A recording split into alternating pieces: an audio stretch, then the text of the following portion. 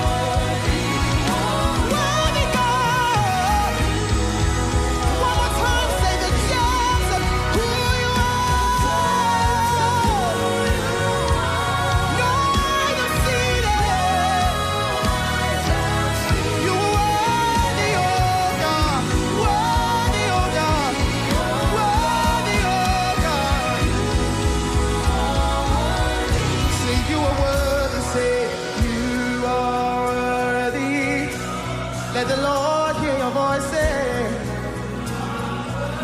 You want to see your Father seated on the throne? Yeah. With the angels surrounding the throne, crying, holy, holy is the Lord God Almighty. This temple is filled with His glory. This temple is filled with His glory. Say, worthy Lord, worthy are you, O God. You are the Lamb of God that was slain for our transgressions.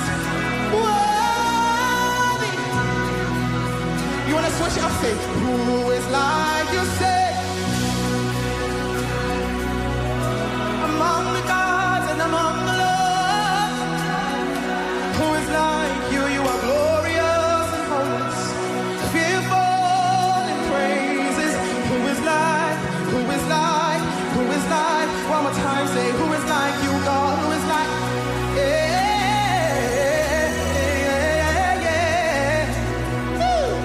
Oh, Jesus, who is like, who is like, who is like, who is like, who is like, who is like you? Say, who is like you? Who is like you? There's no one like the Lord. No one like the Lord. Who is like you? Who is like you? Who is like you? Nobody. Who is like you? Who is like you? Nobody. Say the weight of who you are. No words can carry. Who is like you, Lord? Who is like you, Lord? Who is like? Say the depths of who you are. No eyes have seen it. You are worthy, oh God. Worthy. You are worthy. You are worthy. You are worthy. Oh, worthy God. Worthy God. Worthy. You are worthy. Worthy.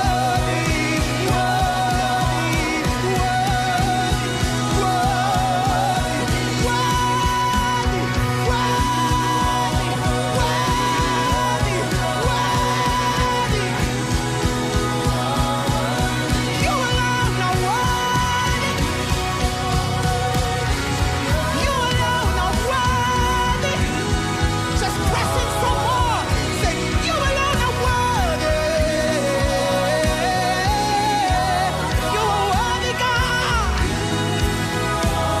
You're a worthy God, a worthy God, yeah. Worthy, worthy,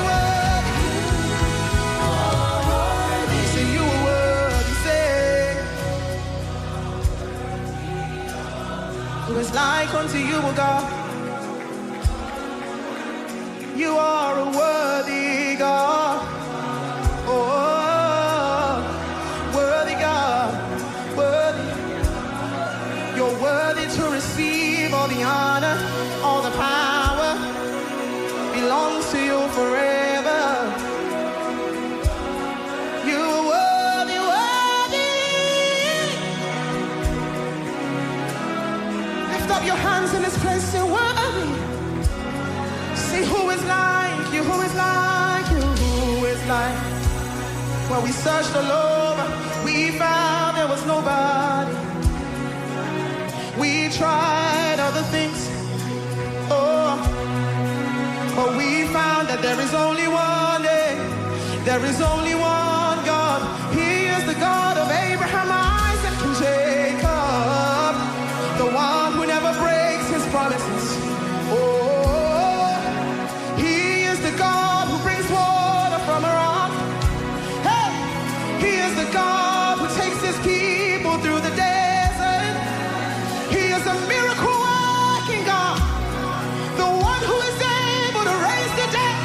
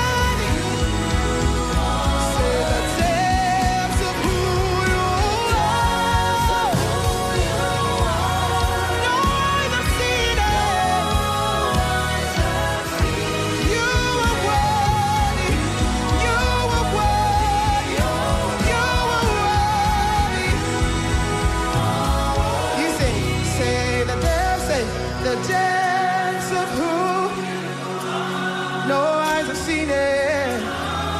Yeah, that's real good. So you were worthy. You were worthy. The depths of who you are. The depths of who you are.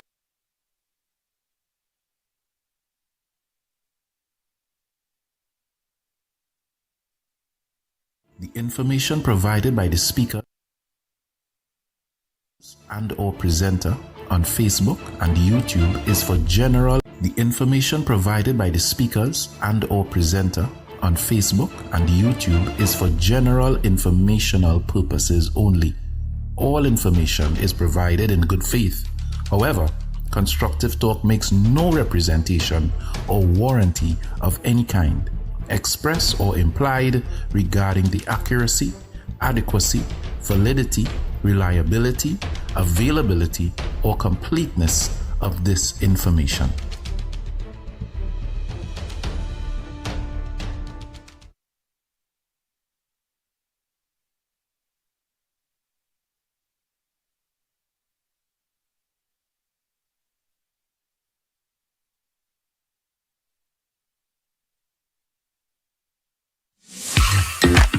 I recall more than 3 decades ago, a senior telecommunications manager, let's call him Michael.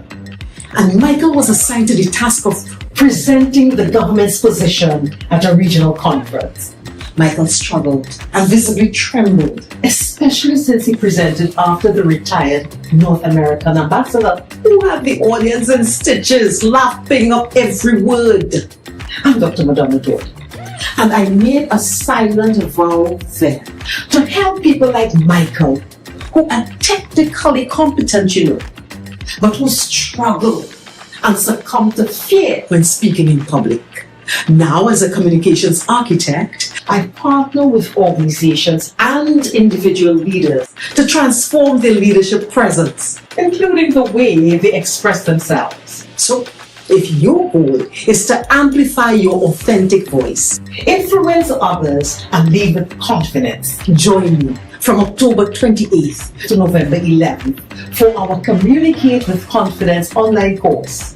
To all the Michaels, it's possible to overcome fear, step fully into your role, and lead with confidence.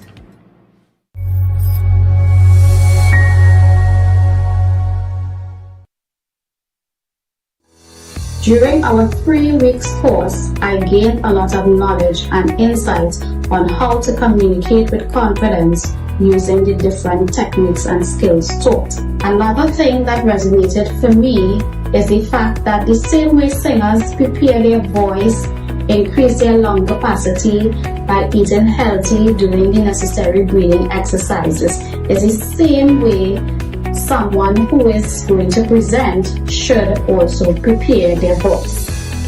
For persons who are interested in participating in this course, I say go for it, because you too will be able to find your coping skills, or how the runners and they psych up themselves when they're on the start line before they start to be focused to finish that race.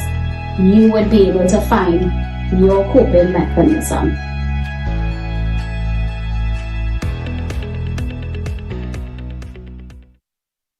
Trinidad. It's back for 2 nights only. The explosive hit comedy stage play by Alan Charles. Why Didn't I Get Married? It's not good for a man to be alone. But what about the black woman? Is the church guilty of keeping women single? Or is there really a man shortage? Come laugh, cry, and think at a show that's more than a play. It's a conversation, not for the easily offended. Saturday, 1st November, 7 p.m. at USC Auditorium, Maracas, St. Joseph. Sunday, 9th November, 6 p.m. at Sapa, San Fernando. Tickets for the USC campus, $200 in advance, $225 at the door. Tickets for Sapa, $225 in advance, and $250 at the door. Get them at USC campus, A&A Pharmacy, Port of Spain, Maranatha Bookshop, San Fernando, Living Legacy Pharmacy, Arima, or online at theticketsellers.co.uk. Why Didn't I Get Married? Don't miss the comedy that everyone will be talking about. Brought to you by the University of the Southern Caribbean and Focus Arts Promotions. You give your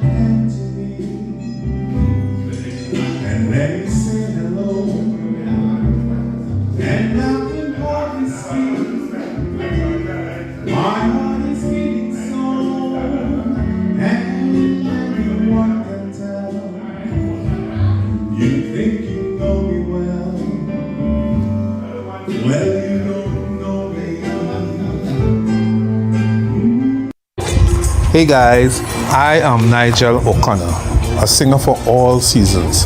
I am that voice that moves you for every occasion. I am that voice that celebrates life moments one note at a time. I am Nigel O'Connor. You can contact me at 783-0054 or 754-3154. And oh yes, that's me singing in the background.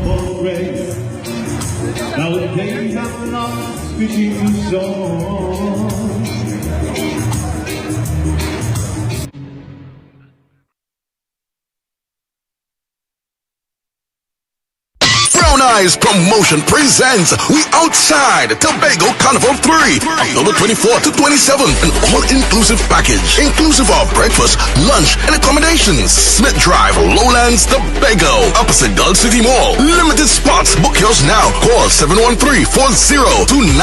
Accommodation options: 1 bedroom with a kitchenette, 2 beds, up to 4 people, or 2 bedrooms self-contained, 6 people max, queen size, plus single beds. Check-in time 2:30 p.m. Check out 11 a.m. Limited spots available. Prices with breakfast and lunch: $2,000 per person. Breakfast only $1,700 per person. Half payment due by July 31st. Pay off by September 30th. Non-refundable. Payment plans available. For more info and to book your spots, call 713-4029. We Outside Tobago Carnival 3 from October 24th to 27th. All courtesy Brown Eyes Promotion. We do not own the copyrights for the song playing in the background. We brought ourselves, we are your worship. We have more than a song. Today, Radabakoshaya, I brought myself. I am your sacrifice. I have more than a song. Come on, raise it to him. I brought myself. Oh, receive, oh, receive.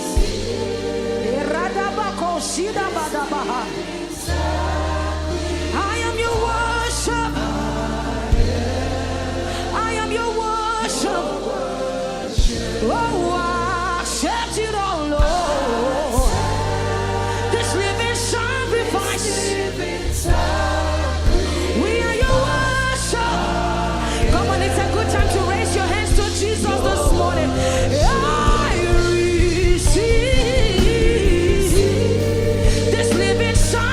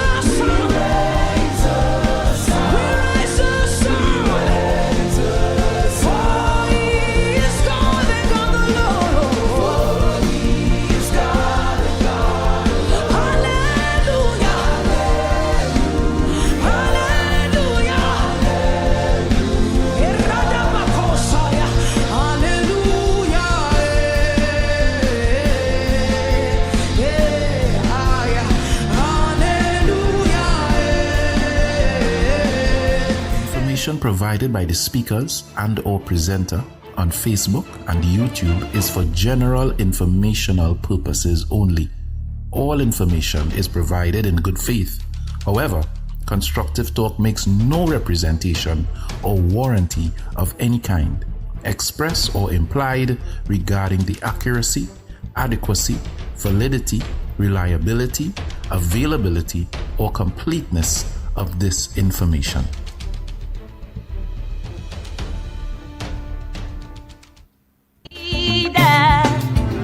That's the most relevant question today.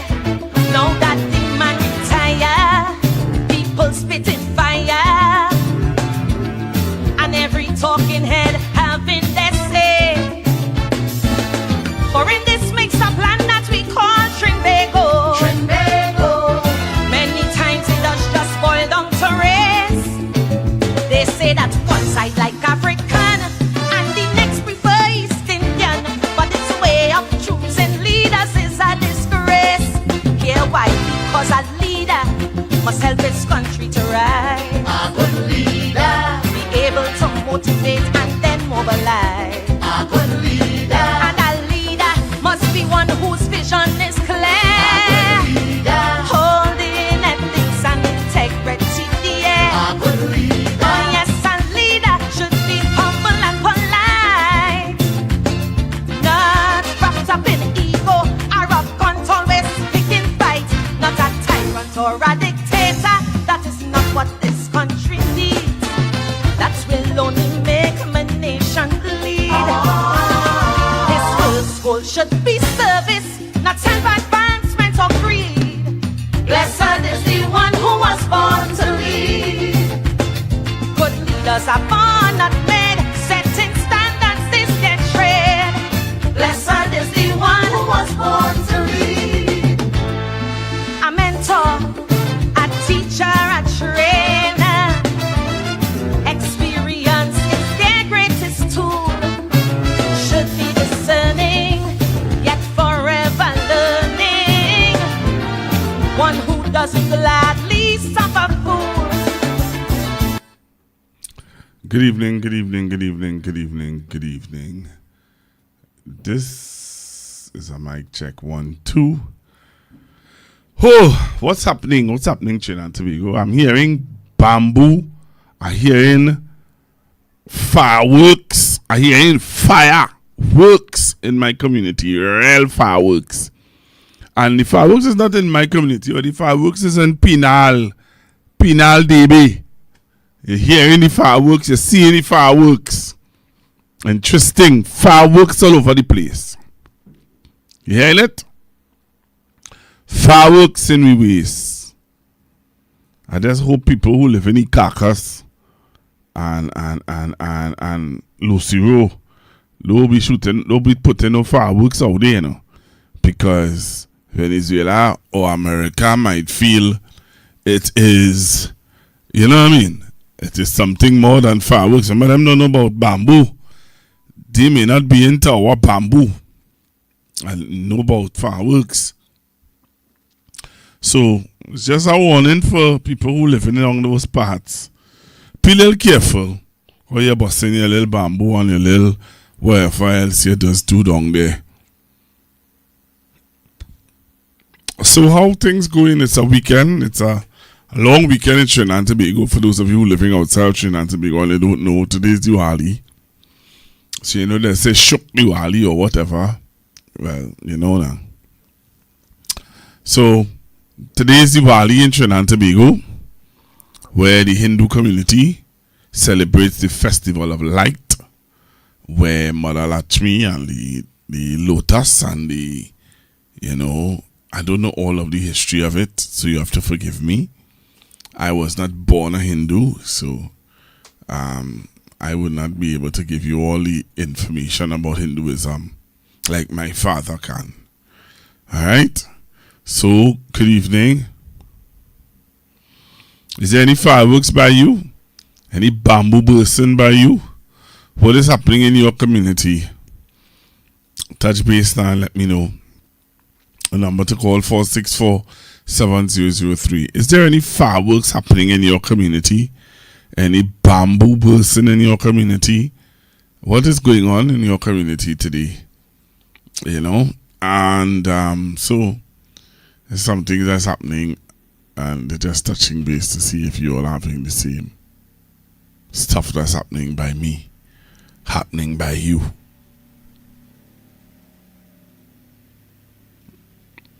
Cool. All right. Cool. I hope that everything is okay with everybody out there. All right. I hope everything is okay with everyone out there. Are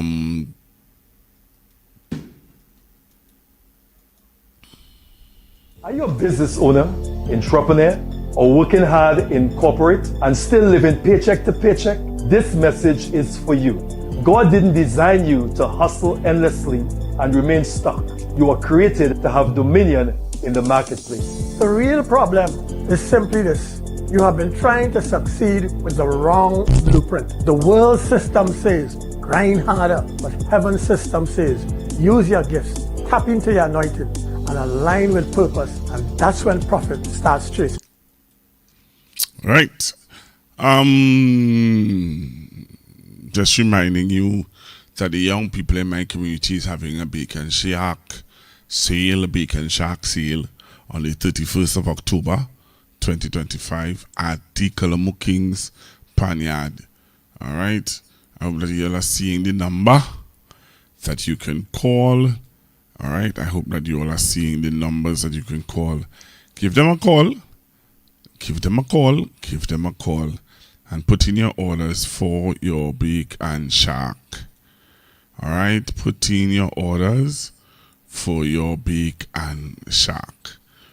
So, Colombo Kings, the young people in my community, the Pan community, the young people, they are having their fundraiser, and they're asking for you to, now contribute, make a little something for them. So, come through, but you have to, it's all by order. So, you have to order it. You have to order it in order to receive it. All right? So I am asking you to call, order. Never know when you call him, I get a discount if you call my name. Tell him, hey, I saw it on Pastor Google show. Okay? So please call and order. Please call and order. Right. So I'm back with you. And yep, it is Monday. It is Monday and it's a holiday, and I am here touching base with you, because I know some of you want to talk about some of the things that has been happening over the weekend. There's some things that happened over the weekend, and we're watching what's going on with Trump. We're watching what's going on with Venezuela and America. If you don't know, well, get yourself abreast with what's happening with Venezuela and America. One of the things that is talked about right now in the public domain, it is this less money that these corporations are getting. So Port of Spain, San Fernando, Point Fortin, Sour Barata, Sour Lavantil, and all these communities, these boroughs and corporations have gotten a very significantly less budget. They have gotten a significantly less budget, and the question was asked to the Minister of Local Government, Ms. Khadija Amin, about this significantly less budget that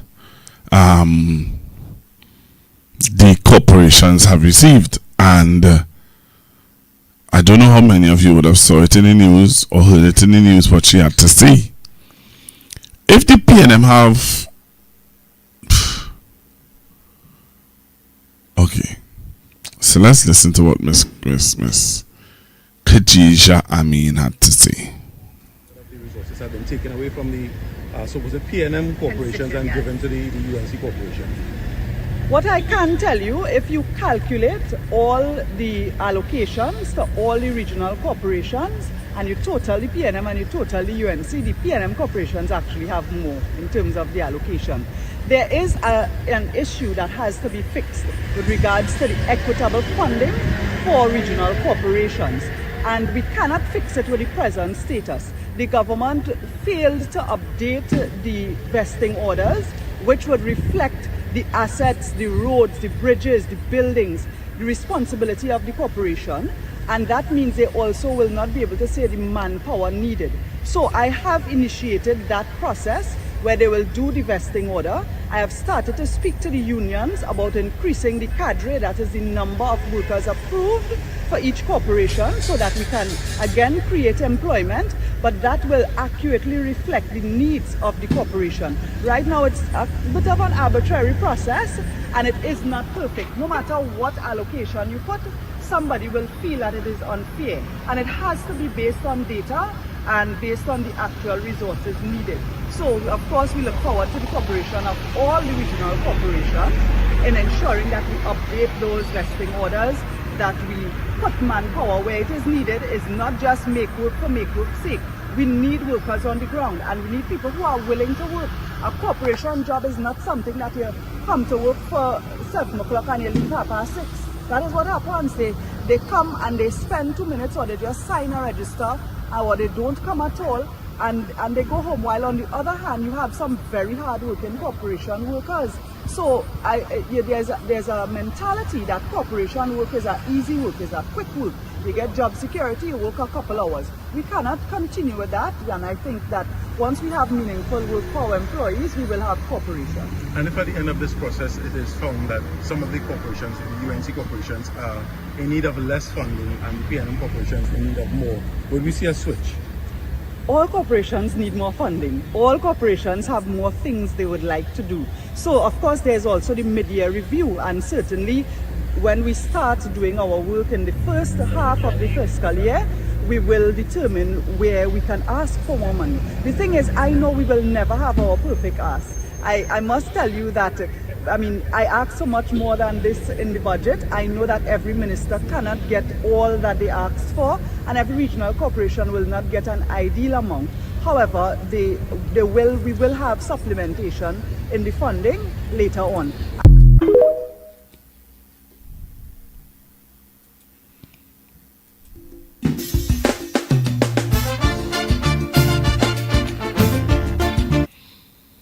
Alright, so you just heard Miss Khadija Amin and what she had to say about the funding.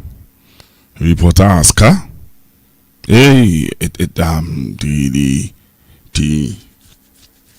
PNM corporations are complaining and they're saying that, it is unfair. It's very unfair. Very, very unfair, and they think that, things should be balanced. And I don't know how many of you would have listened to the how many of you listened to Mr. Imbert on Friday at the meeting, and what did he have to say?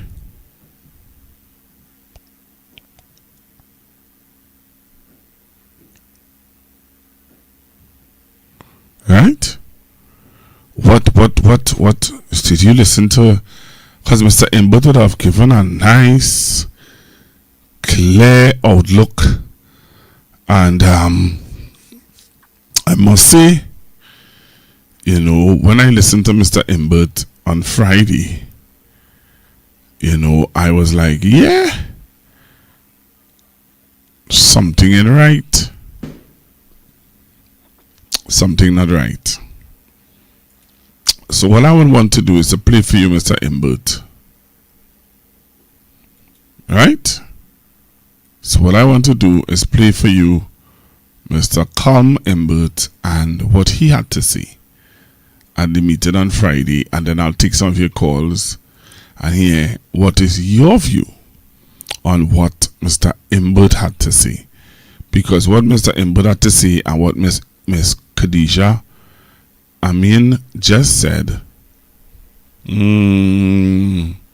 want you to compare the two, and I want you to tell me what is your thoughts. You know, we are Constructive Talk, and we do things differently. All right, we really try to listen, and we try to put things in proper perspective. All right. So I'm going to allow you to listen to Mr. Imbert. And when we are through listening to Mr. Imbert, then I'm going to come and take some of your calls and hear your views on what you think about what Mr. Imbert said and what Miss Khadija Amin had to say. All right. So we're going to take in Mr. Imbert, and then we're going to come back and hear your views on what is your thoughts on what is being said to us. We will hold your hands during this challenging period, and soon we will return to government. But first, please allow me to recognize our field officer, Mr. Curtis Shade, our labor relations with calm, with confidence, and with unmatched experience. As the old people say, you never miss the water till the well runs dry. And under his watch, the well never ran dry. He is the Member of Parliament for Diego Martin Northeast, having proudly served his constituents for over 3 decades. He is the Deputy Political Leader of the People's National Movement for Legislative Matters. And from 2015 to 2025, he served as Minister of Finance. And let's not forget, during some of the most difficult economic times in our nation's history, you still got your salaries on time.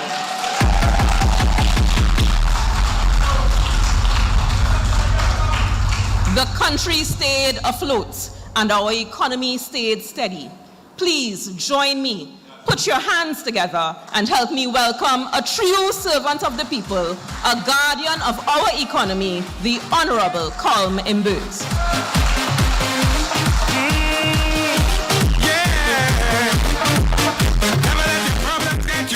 Great is PNM.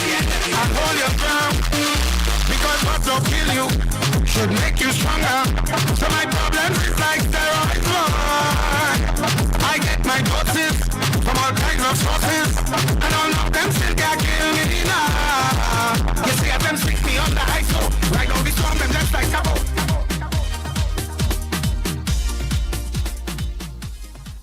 Off my shirt like Hulk, because I had to go back in the parliament. Now, let me say a pleasant good evening to all members of the PNM executive, all members of the Port of Spain North, St. Anne's West constituency, all other PNM members and supporters, the media, invited guests. Let me explain what's happening here tonight. Normally, it's a tradition, and it has been a tradition for the PNM for the last, I don't know how long, 50, 60 years? 50 or 60 years, the PNM would go to Pigot's Corner in Belmont and deal with the budget. Whether we're in government, whether we're in opposition. We're here tonight because it's a rainy season, so we didn't want to get rained out. And this is a beautiful venue. Let's give it up for the Port of Spain North, General Avenue. Also, we don't trust the UNC, so the rest of our members have stayed in the parliament. because we don't know what they're up to. They might try to pull a skull and end the debate if they see us leaving. So I have come first. Shortly, Mr. Scotland will join us. He will speak after me. And then your very own member of parliament will speak after Mr. Scotland, and then the political leader will speak. So we're doing it in stages. As I leave, Mr. Young will come, and so on. So let me see if I could break down this budget for you. In 2015, we were appointed to the government, to the cabinet, on the 12th of September. Well, the 11th of September, 2015, actually. But the first working day was the 12th of September, 2015. That's the first day all of us went into our offices as ministers in 2015. The budget was read on the 5th of October. So just about 3 weeks after we were appointed, we had a fully functional budget. These people have been in office for 5 months, and they still can't get it right. In fact, they are 2 weeks late with this budget debate. And one of the things we suspect they may try to do, which they did in 2010, is to keep running us right through to 6 o'clock in the morning to make sure the people don't hear what PNM MPs have to say. But it's all right. They did that in 2010, and we still beat them. It doesn't matter whether we have to talk at 2 o'clock, 3 o'clock, 4 o'clock, 5 o'clock, 6 o'clock. We will still give them thunder in this parliament tonight. Now, this budget has been described by the political leader as fake and fraudulent. And there's no two ways about that. What I find so interesting, you have these people up at the university, the people who write in the papers all the time. When we're in government, any little thing we do, they jump out one time. They go on TV, they go on radio, they write an article. You realize they're quiet like a mouse? They're not saying a word. But let me tell you what they are not telling you. This budget is really a fraud. It is a fraud. In last year, 2025, the government collected $50 billion in revenue, a total of $50 billion, and spent $59 billion. So there was a shortfall between income and expenditure of $9 billion.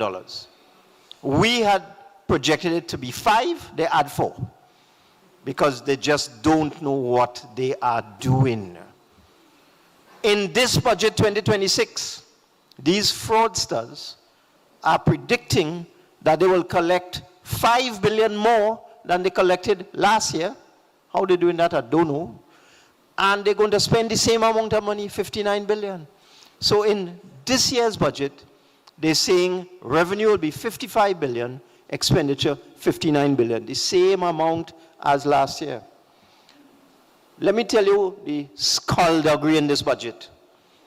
They have reduced the price of super gas by $1. Now, Trinidadians and Tobagonians consume 600 million liters of super gas every year. So multiply 600 million by $1, and you realize that is $600 million in income that the government just gave away. Then they have given Tobago an extra 400 million. So add the 600 and the 400, what do you get? $1 billion just disappear. But they're spending the same amount of money, $59 billion. So where that billion gone? They have had to take it from somewhere, okay? I'll start right here with Port of Spain. I got a table today, produced by the mayor, and I think it's important, and I think we have to keep beating this so that people understand what is going on in this country. Last year, the money that was allocated for the Port of Spain Corporation, the actual expenditure on wages and salaries, on goods and services, was $40 million. That's the actual amount spent by the Port of Spain Corporation. And it wasn't enough, because they squeezed back, they hold back, they didn't release all the money that the corporation was supposed to get. This year, this wicked government has reduced the allocation for the city corporation from 40 million to 29 million. You believe that? They take out $11 million from the city of Port of Spain. And I could just give you one item where I could see it's deliberate. They have cut an item called contracted services, which is basically used for garbage collection in the city. Last year, the corporation spent $20.5 million on garbage collection. And they struggled with that 20.5. It was hard. There were complaints, as you know, about garbage in the city. This year, they give them $13.5 million for the same thing. They take $7 million out of garbage collection for the city in 2026. Now what is going to happen? The corporation will run out of money. It won't be able to collect garbage. The city will get stink and dirty. And what will happen? They will say it's the P&M fault. So we have to fight them. We have to protest. This can't continue. This kind of wickedness can't continue. And let me tell you, let me show you something else. Another piece of wickedness they have done. That is what is called recurrent expenditure. There are two types of expenditure in our budget. Expenditure on wages and salaries and allowances. That's called personnel expenditure. And goods and services, which is electricity, vehicles, materials, repairs, training, same garbage collection I just spoke about. The other type of expenditure that every corporation gets and is entitled to is called development program. Now the development program is to pave your roads, clean your recreation grounds, maintain your cemeteries, and do everything that the citizens who reside in the city of Port of Spain require. Clean your drains. That's what the development program is for. Let me show you what's going on. In 2025, the city of Port of Spain had an allocation of $18.2 million. Guess what they're giving the city of Port of Spain in 2026? 18 million in 2026 to 2025 to deal with all the issues in the city. $5 million in 2026. $5 million. Think it easy. But that's not all. Diego Martin got $17 million last year. Guess how much? So they're giving them $11 million this year. They're not easy, you know. They're not easy at all. In fact, my figure's wrong. It's worse. That was Arima I was looking at. Port of Spain got $19.7 million last year. And now they're getting $4 million. $4 million. $15.6 million gone from the money to fix your streets, to clean your drains, to deal with public amenities, to deal with the development program in the city. You know how much that is? 19 gone to 4. Hold on. 0.14. 17 gone to 5. San Fernando, 20 to 18. Well, they ain't cut them much because half of them is UNC there. Sawa Lavantil, cut. Tunapuna Piaco, cut. Arima from 18 to 5. Check this out. Shogunas. Shogunas got 17 million now. Understand the numbers I'm giving you. You realize P&M Corporation and UNC Corporation got the same amount last year. Eh? Same amount. Eh? Arima gets 16, Shogunas gets 17. Kuva gets 17. Diego Martin gets 17. So PNM was sharing equally. Check this out. Shogunas got 17 million in 2025. Guess how much they're getting in 2026? $37 million. So while they cut Port of Spain by $15 million, they increased Shogunas by $21 million. Hold on. Penal DB got 17 million like Diego Martin and Port of Spain and Arima in 2025. $38 million for Penal DB in 2026. They're gone up by $21 million. Princess Town got $17 million. Again, it was almost the same in every corporation in 2025. They're gone to $37 million in 2026. And I'm just talking about a small part of the budget, you know. You see the wickedness of these people? I mean, the thing with garbage collection really upsetting me. If the corporation spent 20 million last year, how you could give them 13 million this year? Clearly, you're up to no good. Clearly, you're up to something. And that is not all. That is not all. You see, I explained $1 billion disappear. 600 million gone to Supergas, 400 million gone to Tobago. This is how the $1 billion disappearing it. They're taking it away from PNM areas and PNM corporations. Taking it away. That is how they make up that $1 billion. In addition, look at all the new taxes they're imposing on people in this budget. And they feel they're smart, you know.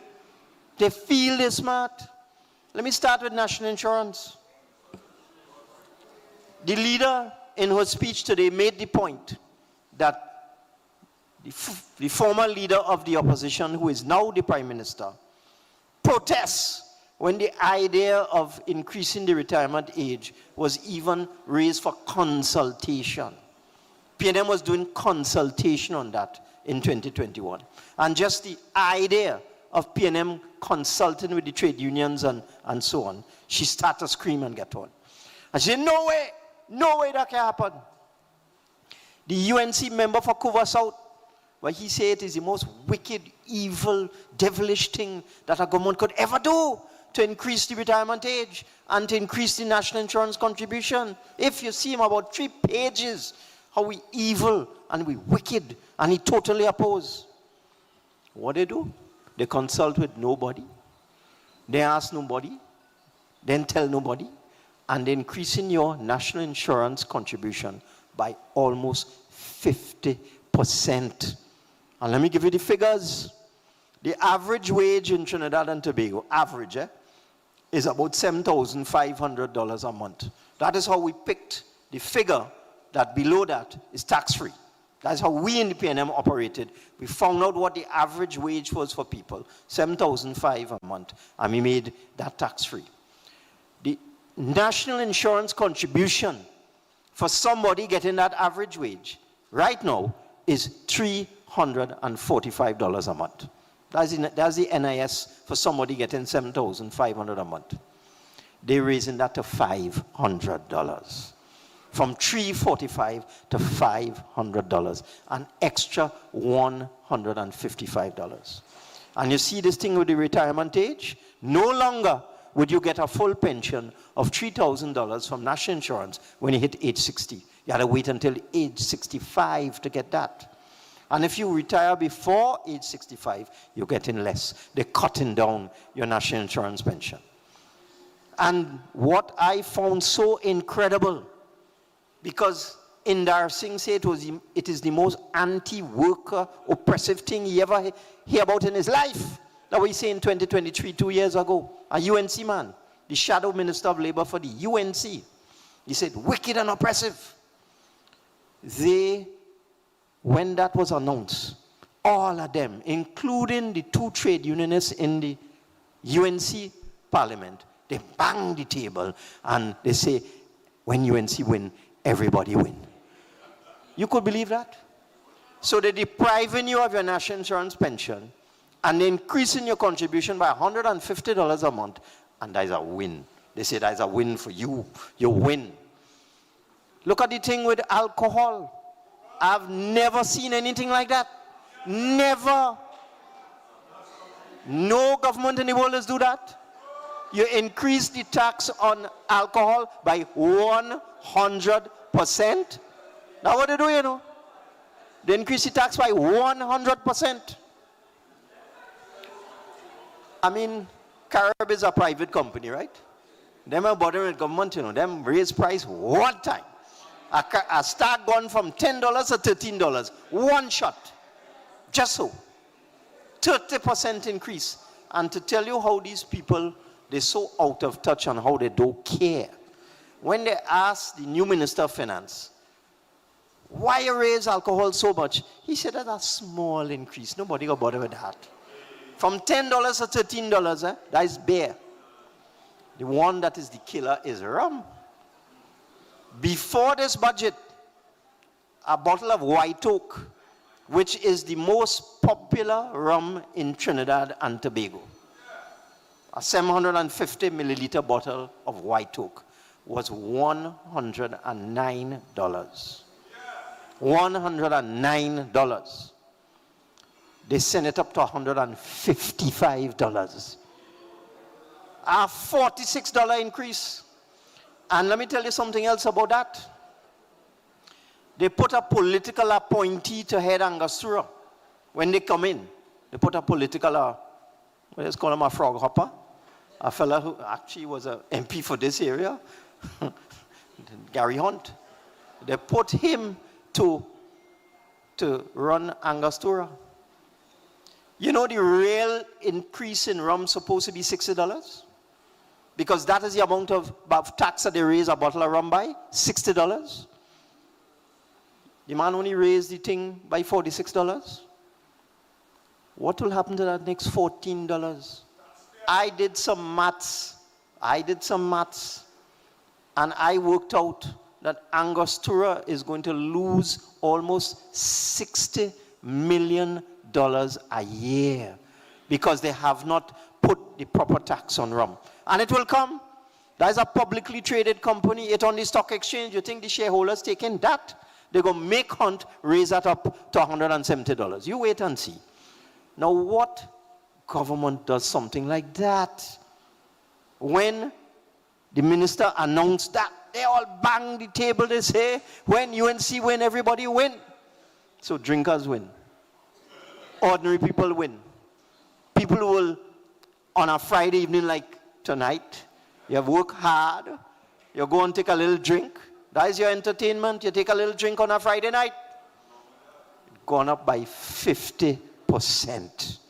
And they bang the table and they say that is a win for people in this country. They're not easy, you know.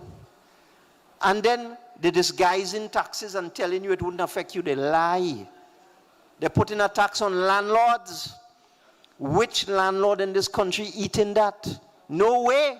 Everybody who renting, your rent going up. The landlord will pass it on to you. And the landlord tax is more than the property tax, you know. It's about 50% more than the property tax, you know.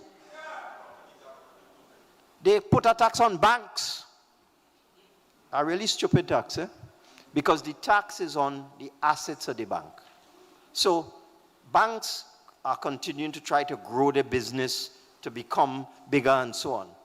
They're punishing the banks for growing because the tax is on their assets. Okay, the bigger they get, the more they pay. So which bank will be declaring bigger assets? They must hide that. But even so, no bank ain't eating that. They will pass it on to you, the ordinary people. So rent going up, bank charges going up, interest rates going up. That is not all.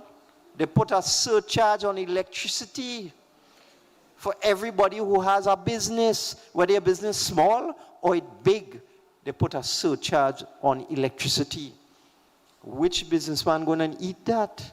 You will have to pay more from any business that uses electricity. Which business don't use electricity? They put a tax on cooking gas.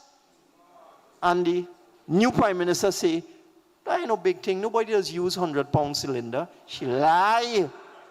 She lie. Every restaurant, every cafe, every food cart, everybody in the food preparation business, everybody who sells food to working people is use £100 cylinder. What country she living in? But that is why we say this is a fake and fraudulent budget. It's fake. It's fake. And whatever numbers they have inside of there, fake. And whatever projects they say they're going to do, they lie. They're not going to do them. They can't do them. And let me explain why. Because I went into this budget and look at the numbers of how they come up with all of this nonsense. There's something called debt service. If you take a loan, you have to pay back every month, an ordinary person. Well, the government is the same thing. Every month, the government has to pay back its loans. The average debt service for the last 5 years is somewhere around $11–12 billion a month. It's a big bite in the budget. It's a big amount. It makes up 20% sometimes of the national budget is debt servicing. They just take a pen. When you look, in the last 5 years, you see 11, 12, 13, 12. That's the average thing. The loans ain't going no place. The loans still there, you know. They take a pen and they reduce the 12 to 7 in the book. Just so. But they could do that, but they had to pay the loans. So they will have to pay the 12 billion. So that 5 billion has to come from somewhere, and that will come from all of you. That will come from the health service. That will come from WASA. That will come from social services. I have never seen a government do this kind of deception before. Putting bogus figures in a budget document just to look good. And that is why I am so disappointed in these university professors. The same thing I see they could see. How come they ain't talking? Why? Because they all compromise. They're all compromised. So you have a whole bunch of taxes inside of here. Increase in cooking gas, increase in electricity, landlord tax, increase in the price of rum, increase in the price of customs duty. They double the customs charges. Double it. So this thing they do with gas, I joke. Not everybody will save that money. Not everyone, not every working person in Trinidad and Tobago will save that money. You can't tell me every car only have one person in it. It must have two. So that means it's $25 savings you might get when you go to the gas station. You might get $100 savings for the month. But again, 150 more on NAS alone coming at you. And then more for food, more for rent, more for bank charges. That is what this budget is all about, and it's all fake. So, we've been through this before. I mean, you're not dealing with serious people. I see the Minister of Finance get up and say he taking VAT off a cucumber, lettuce, and tomato. Well, that is a crazy man. He mad. VAT was removed from those items in 2016, 9 years ago. Yes, by me. As I do that. I take VAT off of all vegetables and meat and everything that is not processed, unprocessed food. The man can't even read. The first item on the VAT list was unprocessed food of a type for human consumption. This stupid man don't know that mean tomato and vegetable and chicken and beef. I mean, it's really hard to deal with these people, you know. It's hard.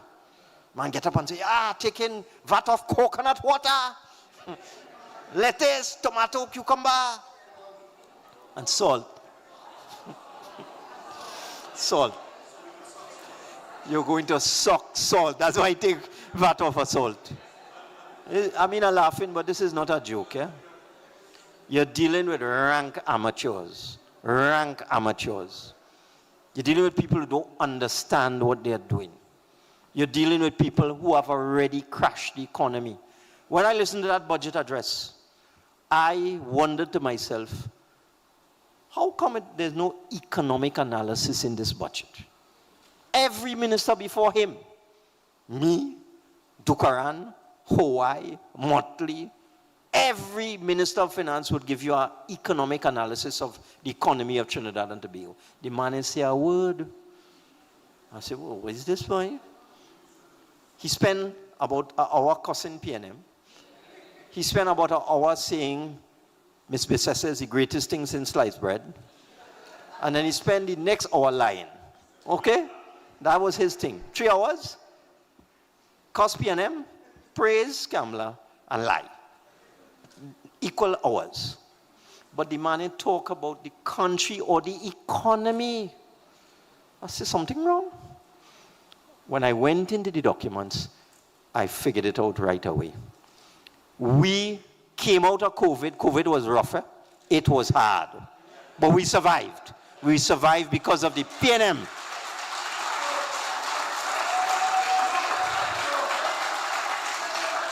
As Patricia said, we made sure during COVID, people still got paid on time. We protected people. But the economy took a lasher because when COVID came, business shut down, people stopped buying goods and services, oil price went down to zero, all that sort of thing. We lost about $15 billion in annual revenue. About 1/3 or 1/4 of revenue gone, but we rebuilt.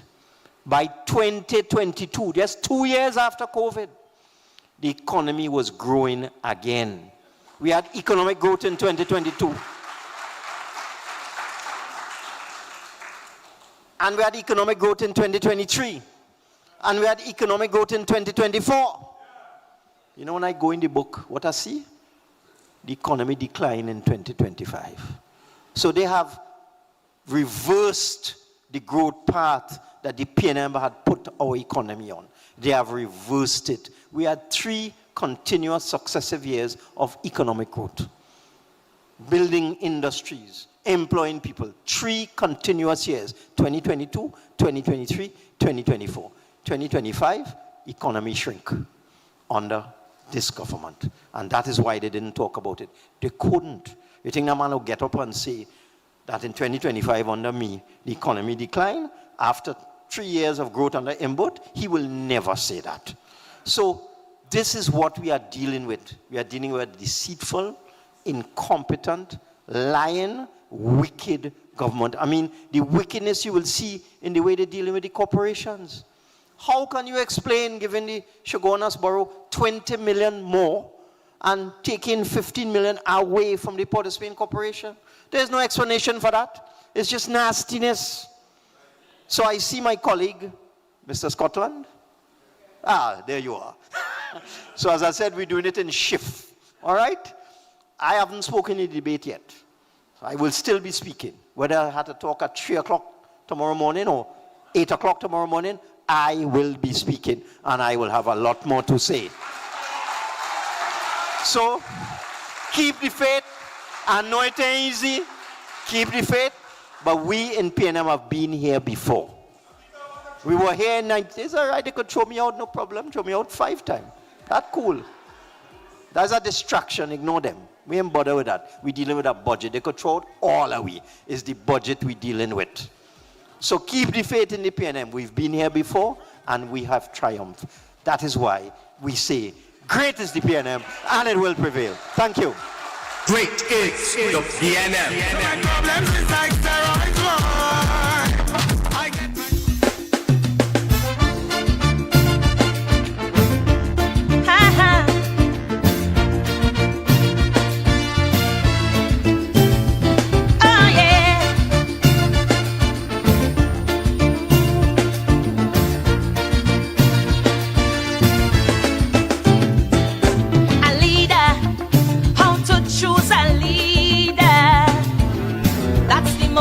relevant question today.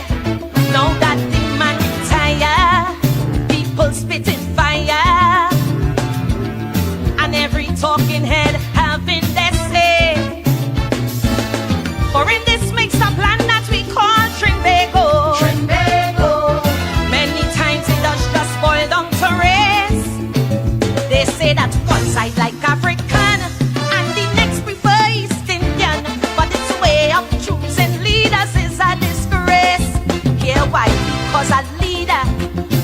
this country to right. A good leader. Be able to motivate and then mobilize. A good leader. And a leader must be. All right, so you heard what Mr. Imbert had to say. I really wanted to hear what your thoughts are. You heard he broke it down. And some of the other people want us to forget COVID. You see that 2 years of COVID, like it didn't exist in this world. Especially Trinidad and Tobago, it didn't exist here. Nope. So, while Mr. Imbert was talking, I was looking out the window. Real fireworks out there, you know. Like all the fireworks they couldn't buy. Anyway, time on the discussion. So you heard Mr. Imbert. You heard what he had to say about the budget. I want to hear your views. What say ye? What say ye? You heard Miss Khadija. Somebody said to me just now, Miss Amin did not answer the question the reporter asked her. She did not answer the question. But what are your thoughts? 464-7003. 464-7003. What is your view? How do you feel about the PNM response to the budget? Some of the speakers, we heard Mr. Brand Manning was excellent. Mr. Dominic Romain was excellent. You know, Mr. Bertrand, first time giving his speech and standing for the people of Mova, Lavantil. What are your thoughts, Mr. Kareem Marcel? So, you know, some of the speakers who would have spoken in the budget debate. All right, so I wanted to hear from you this evening. What are your thoughts about what you have heard from Mr.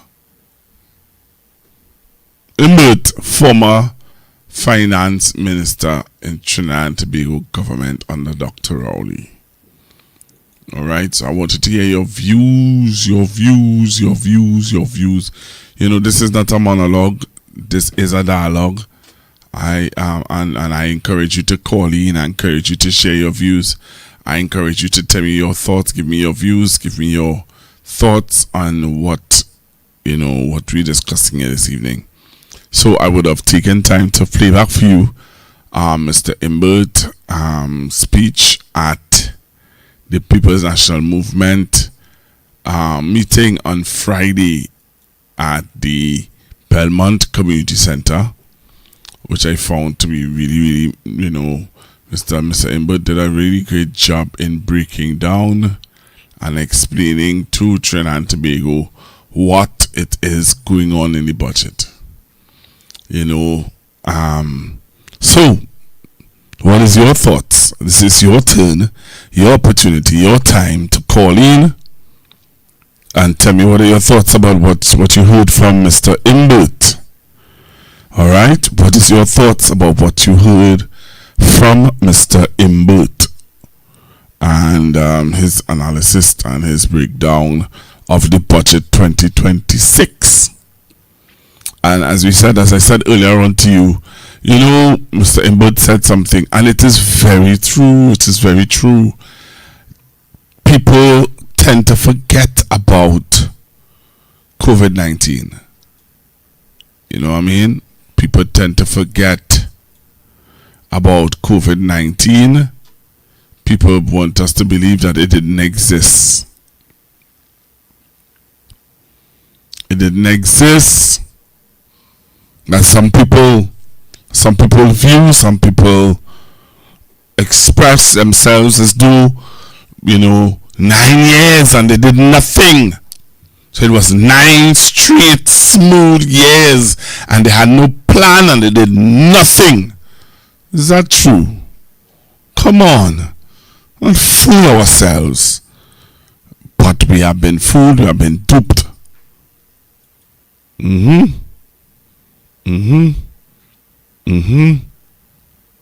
Yeah. Hello, good evening. Good night, Pastor Google.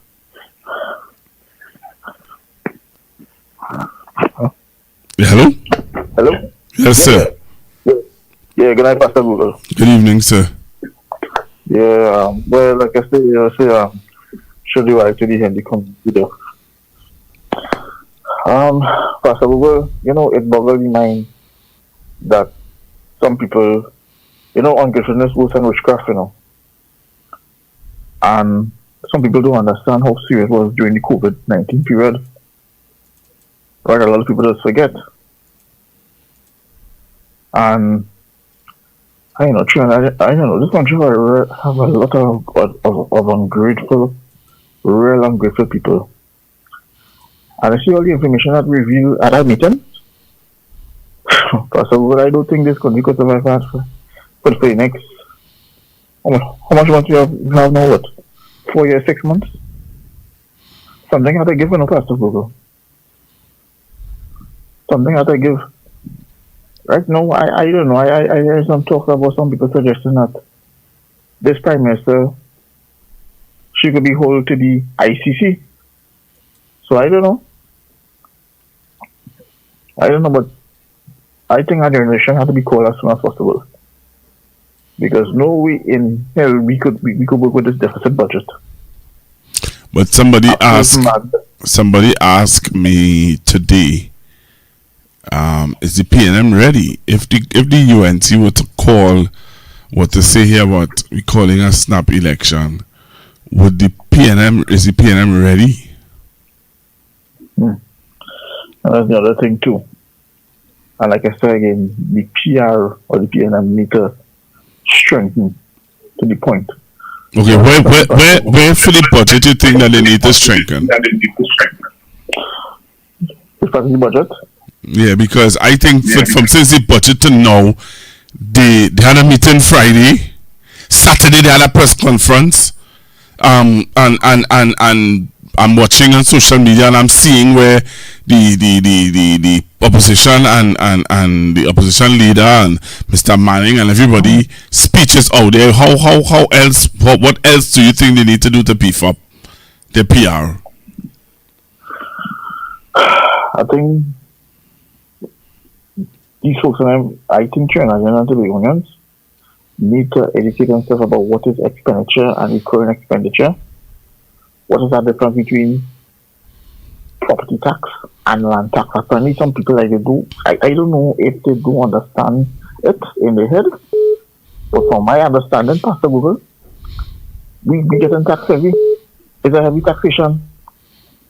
And why you call it and all the changing from VAT to sales tax? I mean, what? Pastor Google, it's too much, Anyway, I hope people are ready to pay a high price for alcohol for Christmas and Carnival. I hope the people could dig deep in their pocket and get their money.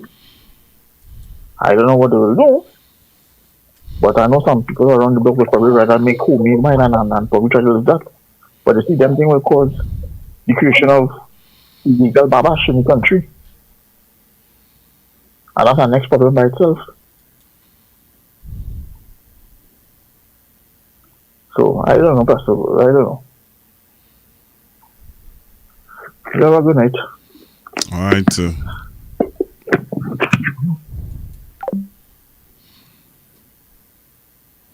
All right, sir.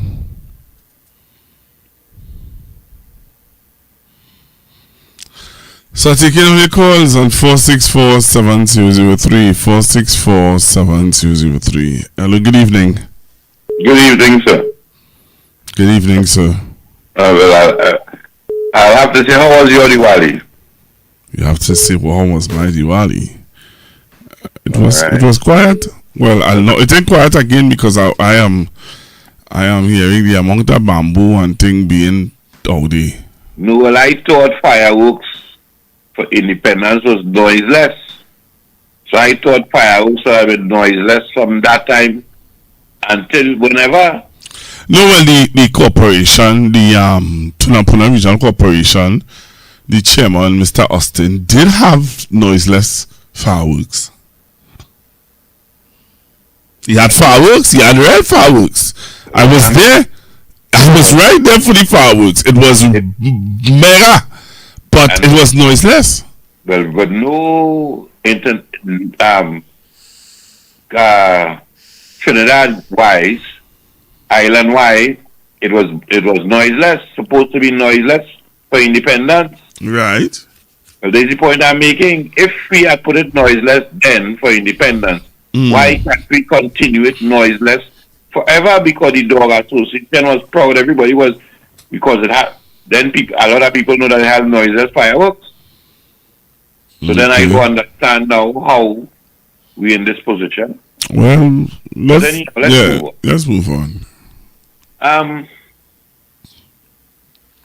Pastor Google, I see this as a racist, vindictive.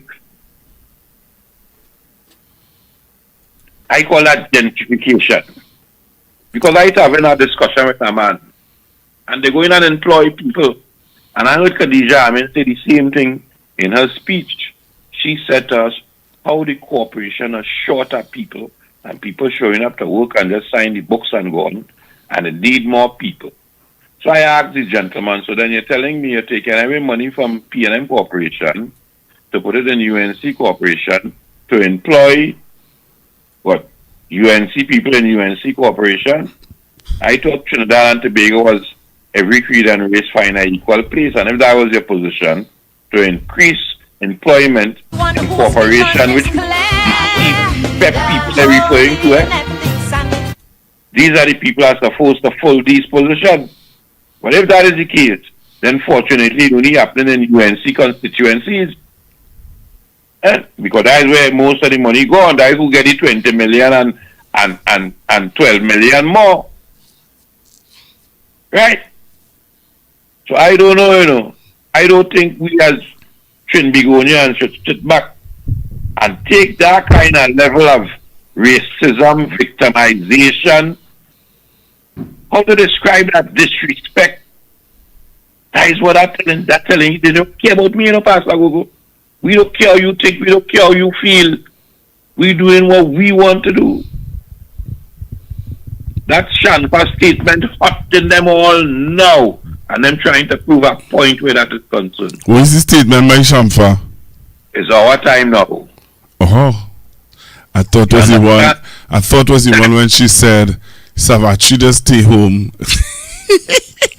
Them toting that. Them no, Kishana stay home and Savachida go out and vote. I thought that is the one you're talking about now. No, that one. That is the best. That is the big one. That is the real one. But that one does hurt them bad, because imagine that man stand up in the parliament to tell a man, sit down, push him out. How you see that individual?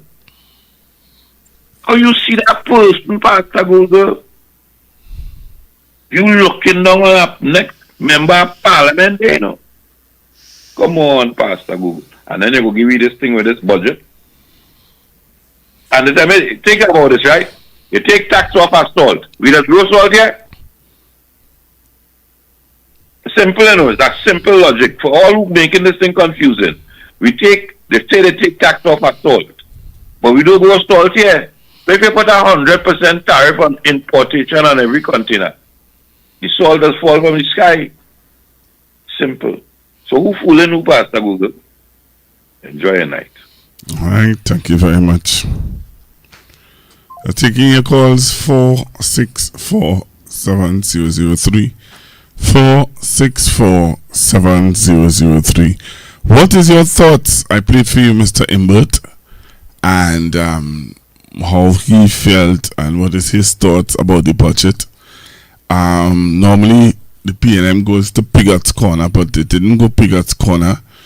They were in Belmont on Friday, and being at Belmont on Friday, they would have take turns coming out of the parliament and sharing with Trinidad and Tobago their view. So Let me give you my take on this whole situation with the corporations. Local government elections is coming up. Local government elections, if you don't know, is coming up pretty soon. So what the UNC is doing is that they are planning to starve P&M corporations. That's what they plan to do. Starve P&M corporations so that people will complain in the P&M control corporations and say, watch, the P&M is doing nothing. Look how long look how long garbage truck this pass Monday, Wednesday and Friday. Today's Friday and they ain't pass, and that's the kind of things that they want to push. So they're starving the P&M corporations for funds so that you, the purchasers, will turn around and say, we can't take this no more. Press up our UNC councillor and see how best I can get. But they don't know that there are UNC councillors in some of the P&M run corporations that will be starved for funds. So like in San Fernando, Marabella West, Mr. Michael Alibokas is the councillor. So if you give them less money, the work and the stuff that Alibokas would have been doing with his purchases will have to stop. Miss Khadija, but your plan really is to frustrate the Port of Spain Corporation, frustrate San Fernando, so that persons in the sanitation department will have to be sent home, because if half of them cannot be paid, you don't have the money to pay, they will have to go. So I see it as a plot. Yeah, we have to starve them corporations in order to win those corporations. We have to beef up our corporations, Sandy Grande, Princess Tongue, Superior, all of them. We have to give them more money to keep our voters, but squeeze the P&M run corporations so that they will not be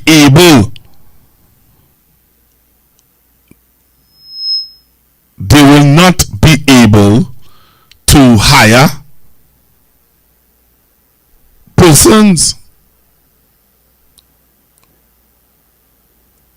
Check it out. Think. Over the weekend, the UNC would have sent out a website for people to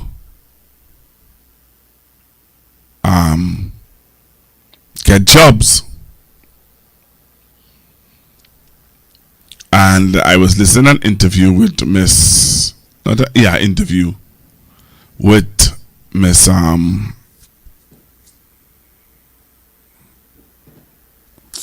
Jolene John. And Miss Jolene John was talking about how much persons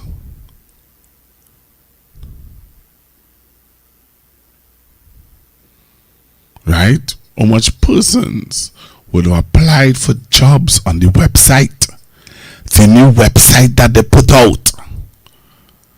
Miss Jolene John posting and talking about how much persons have already applied. But you know, between me and you, persons are worried about their jobs, you know. Because yesterday I was talking to my neighbor, and he was saying to me, he said, brother man, I seen my job, I seen my position advertising in that place. I said, great. You seeing it? That's good. That's good. And I'm putting this out there. So why am I saying all of that? I'm saying all of that to say this also. That there are some people who believe, because I'm seeing people on the live saying, Pastor Google, we have to demonstrate, demonstrating, we have to protest. Alright, so there are some people who say that we have to protest, we have to go out there and protest. But there are some people who believe that nothing is going to happen out of all of this. There are some persons who believe that nothing is going to come out of all of this. There are some people who believe that people are not going to do anything at all. They're going to leave it as it is. They're going to say, okay, we lost our jobs, so be it. What could we do? Wherever. Corporations get less money.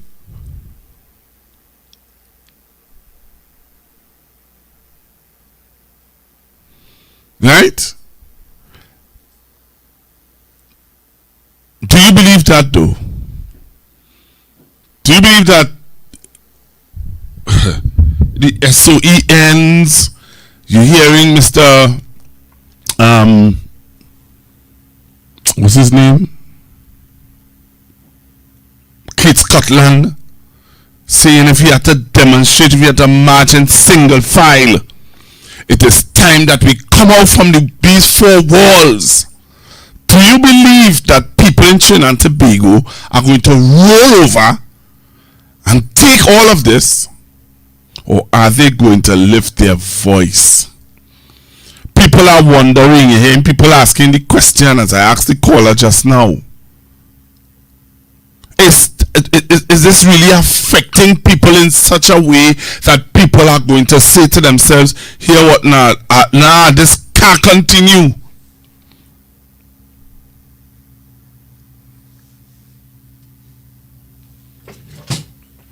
It's a serious thing,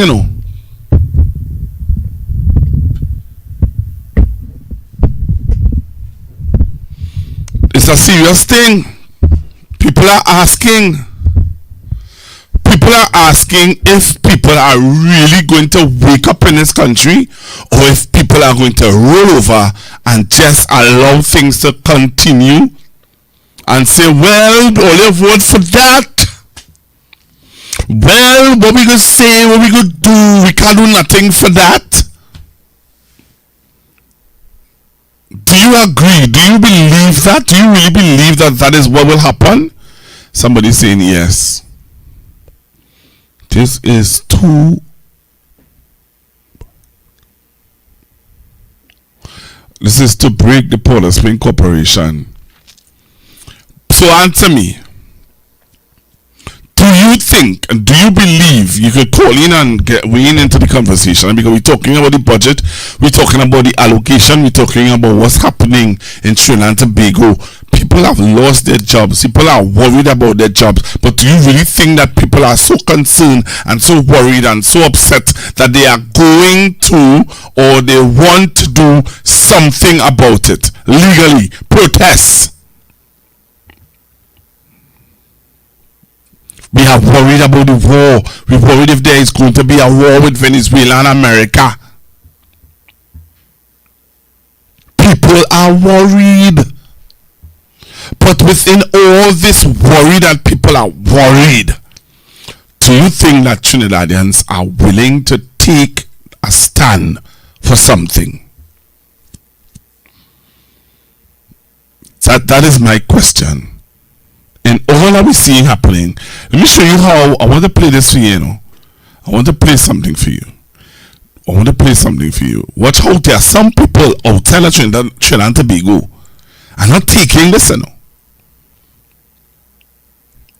They're not taking it rolling over, So listen to this. Listen to this. Shifting gears now, Lenore Burnley says she is leaving the government to God for their response to her son's killing in a U.S. narco-trafficking strike. Her son, Chad Chapo Joseph, was killed last week, but Burnley says he has never been charged with drug trafficking. His pending case was for ammunition. As the Prime Minister and her administration continue to support the U.S. strikes, even with confirmation that 2 Trinidadians were killed last week in the 5th such strike in the region, Burnley was resigned. Boy, I leave them to God, yes, man. Taking too much now. Well, her stance comes as the Colombian government is getting ready to sue the U.S. and seek the intervention of the International Criminal Court over what it claims is the extrajudicial killing of its citizen. Resigned. Boy, I leave them to God, yes, man. Taking too much now. Well, her stance comes as the Colombian government is getting ready to sue the U.S. and seek the intervention of the International Criminal Court over what it claims is the extrajudicial killing of its citizen. Resigned. Resigned. Boy, I leave them to God, yes, man. Taking too much now. Well, her stance comes as the Colombian government is getting ready to sue the U.S. and seek the intervention of the International Criminal Court over what it claims is the extrajudicial killing of its citizen. Colombia's president has instructed his Attorney General to invite the families of the Trinidadian victims to join its case. It's time now. Oh, yeah.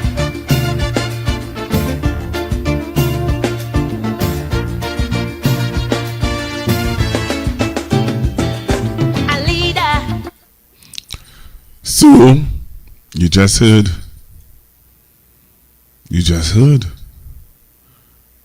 What did you just hear? The Colombian government is not taking this line down. The Colombian government saying that, hey, we're not taking this line down. We're not rolling over and playing dead. We're not going to be bullied.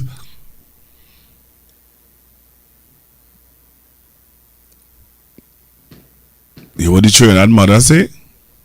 She leaving them in the hands of God. You know what the Colombian president say? Hey, we taking them to the court.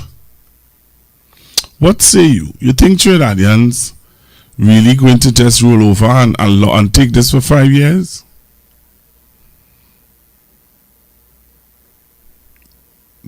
What say you? 464-7203. Do you think that Trinidadians are going to roll over and play dead? Hello, good evening. Hello, good evening. Yeah, good evening, Pastor Google. Pastor Google, I don't want to be a bearer of bad news, but I don't think people will come out. You know why? Because they're too comfortable and some of them eating our food. Right? And we don't have leaders in this country. We have a set of posers and followers. Right? You have so wait, just now. You are saying that we don't have leaders in the country. We only have posers and whatever. So when on Friday night, Mr. Skate Scotland said, hey, it's time for us to go out on the streets. It's time for us to come off from these four walls and go on the streets. Mr. Stuart Young said also in his speech that he's giving the government a certain amount of time. And when he realized that they're not opening the central block, he is going to call on his community and the people of Trinidad and Tobago to protest outside of the central block to make sure that they open it.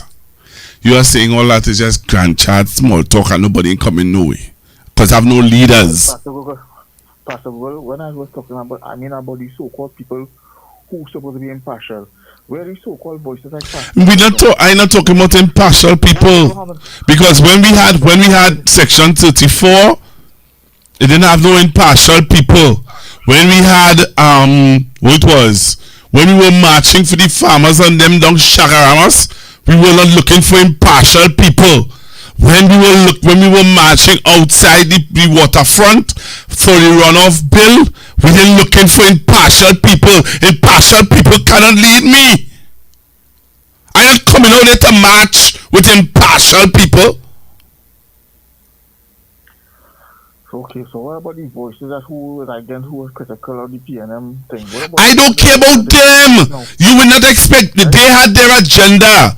Come on, if you still looking at them to lead you, well then you have a long wait. Let me tell you why. Because one of the persons, several persons who were called by the media to ask for their opinion were under the PNM for the objective views about the economy and all of that. Come on, they were fake. So you're seeing them now on Central Bank Board.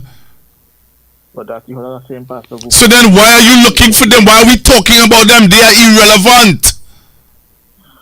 So tell me what is right and what is wrong. That is the whole problem with this country. So I don't think you understand. No. You are trying to No.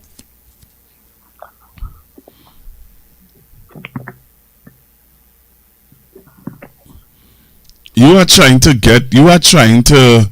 talk about impartial people. What impartial people? Why impartial people have to be in our discussion we're talking about? I don't understand it. If somebody needs to call in and explain to me, because I lost now. I am lost. Because how can impartial people tell me to come out and protest when they were never impartial? Why are we discussing people who we know never had our country in the best interest of our country? I don't know. Maybe I'm missing something. That's why I don't say much, you know.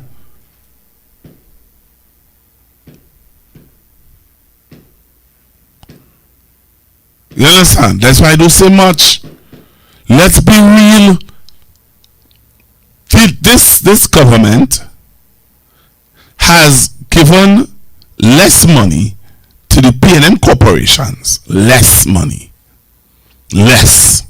Let's take this call. Maybe this caller could explain it to me. Hello, good evening. Hello, good afternoon, Pastor Google. Alright, good evening. Good evening, sir. Yes, I'm saying that we have to stand up for something.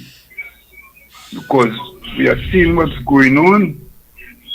And we are not dealing with no impartiality. We are dealing with patriotism. Thank you. You understand? And the people have to recognize that. Because what I'm seeing is some of our own people. Mm-hmm. I don't know. I can't understand what's going on with them.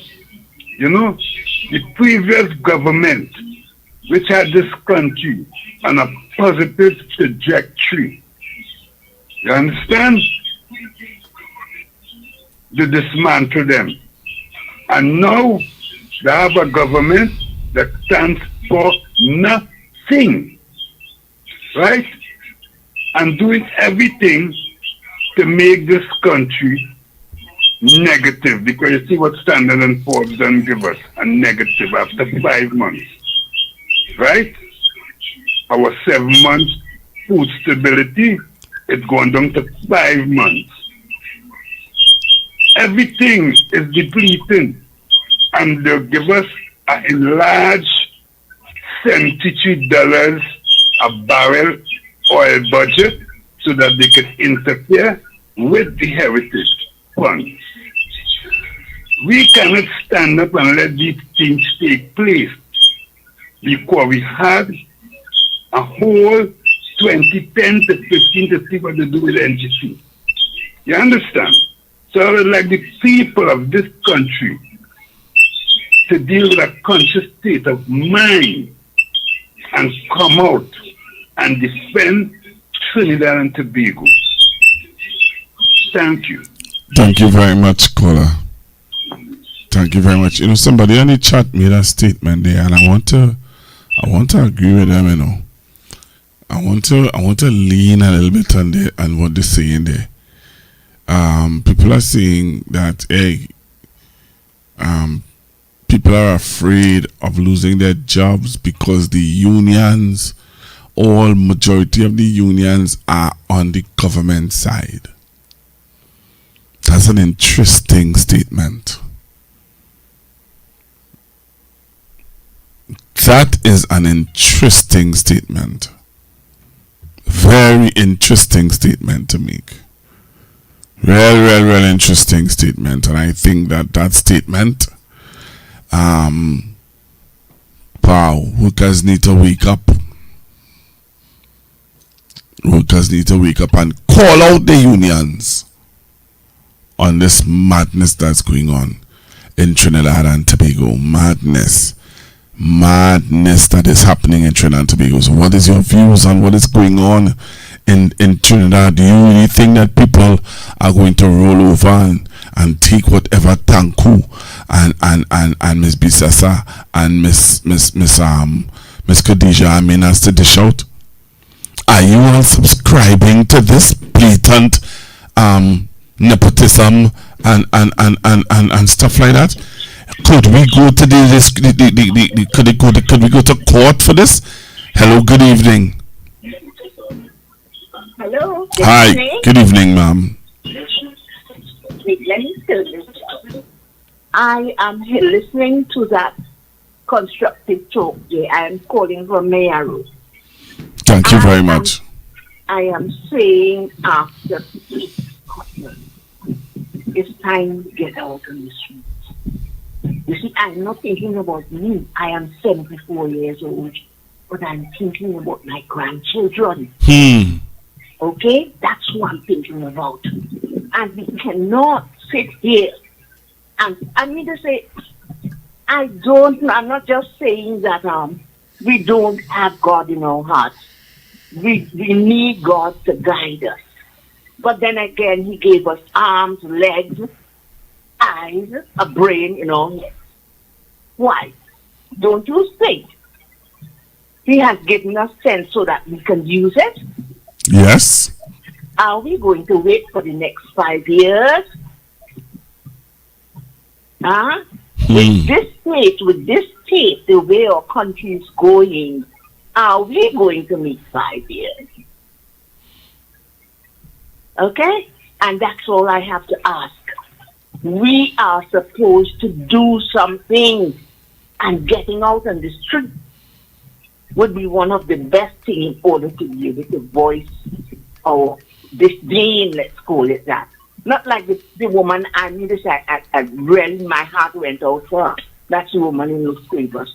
But you can't leave it to God alone. He has given you arms, legs, and a brain in your head. For the love of God, be thankful for Him. He has given it to you. Use it. Okay. Bye. Thank you very, very much. And I've heard persons like this lady and her age group who is saying that they are ready to go out there. We really going to leave this up to the elders, boy? We really going to leave this up to the people who are 70 and 80 years old to come out and protest? Where are the young people?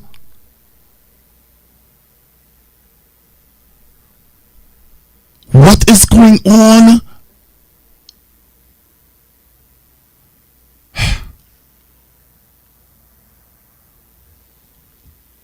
We have a president, there's a president outside of Trinidad and Tobago who wants to take them to court. What's going on? For what is happening outside in the seas. And we just sit back, boy. We really going to sit back and what that, because it's a friend of mine who tell me that, you know. He said, boy, Trinidadians not going to do nothing. They're not going to do nothing. They're going to sit down and relax. They're not gonna do nothing. And I tell him, I said, nah, I don't believe that, boy. I tell him I don't believe that, boy. He said, I'm telling you, boy, nothing. I said, what?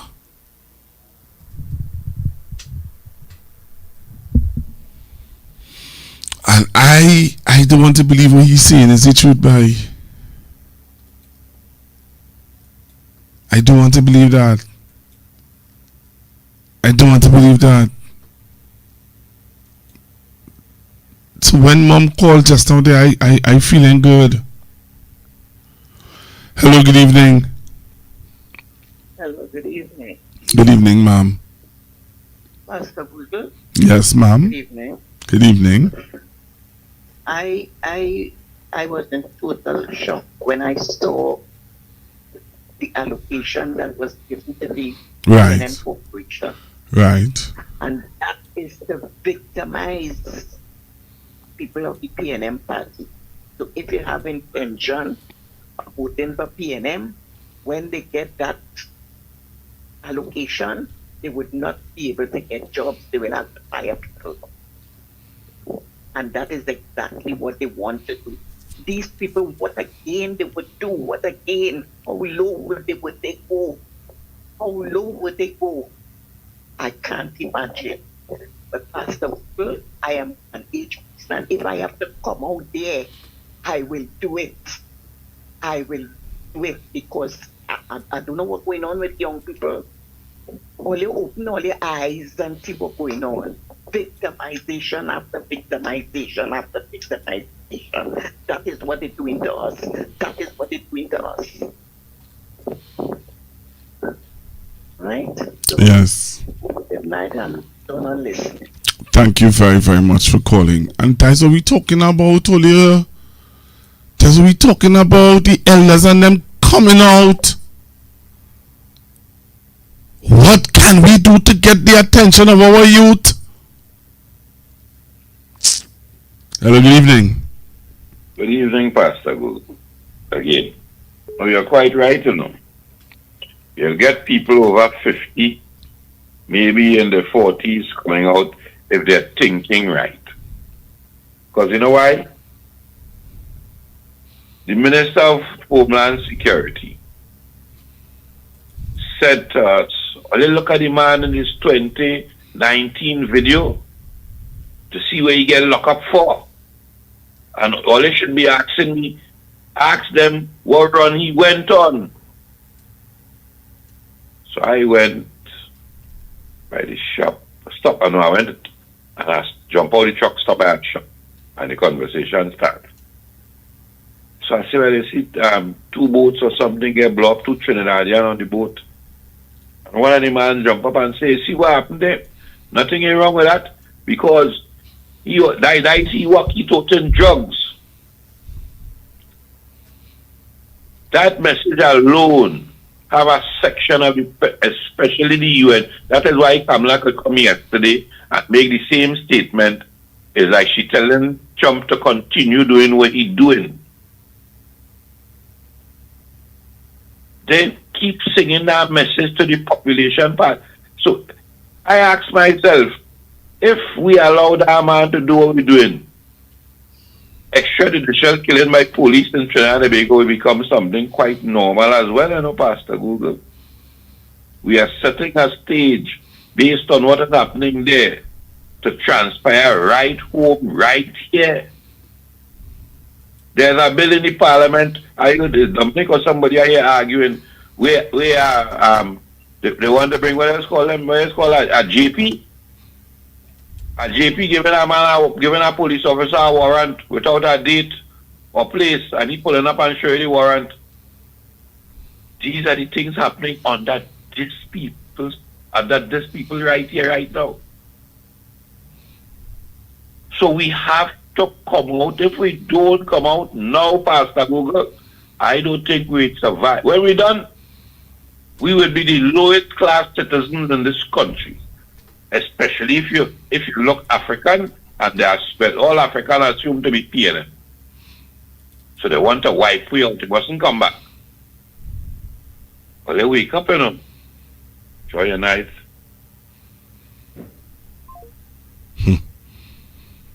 I don't know now.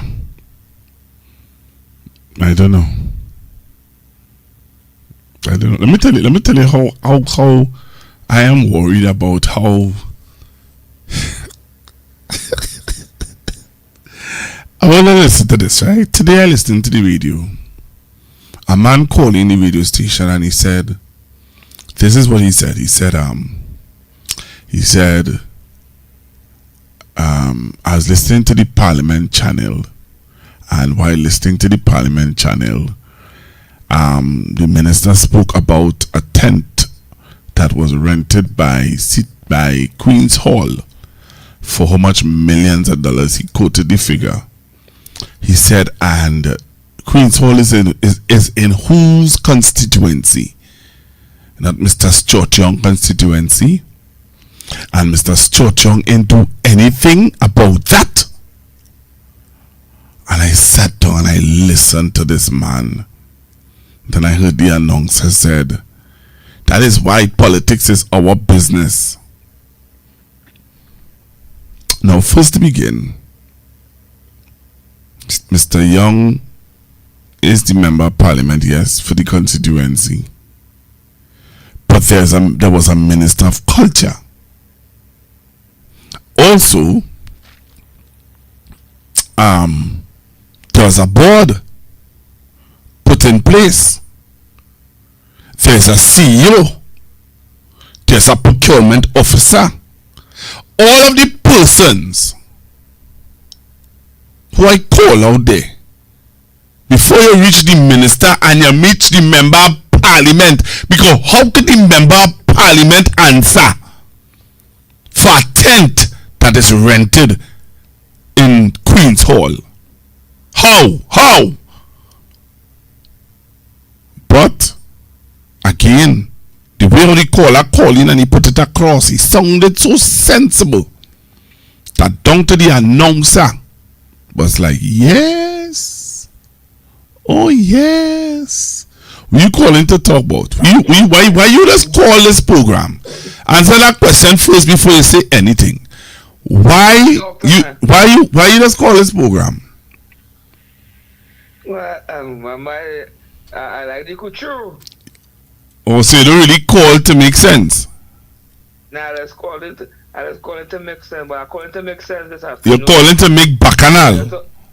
What, you was talking about, I talking about the tent by Queen, so Laurent with the tent, right? Who's the owner of that tent? Was getting all that money? And that's why you had to ask the CEO. But possibly in the wrong job, You had to ask the CEO that. You had to ask the CEO that. You had to ask the procurement officer that. You had to ask the procurement officer. You had to ask the CEO. How the hell you asking Stuart Young that? Like constituency. So because that was his constituency, he's supposed to know when a man rent a tent in Queen's Hall? Tell me that making sense to you. Well, I say that play and everything, but I see me get rid of that Barrett boy. We in the wrong business. Yeah, well, hear what lad? I know what you talking about, You call to talk nonsense. I don't want to hear about that, You calling to talk about Ruda. I don't talking about Ruda.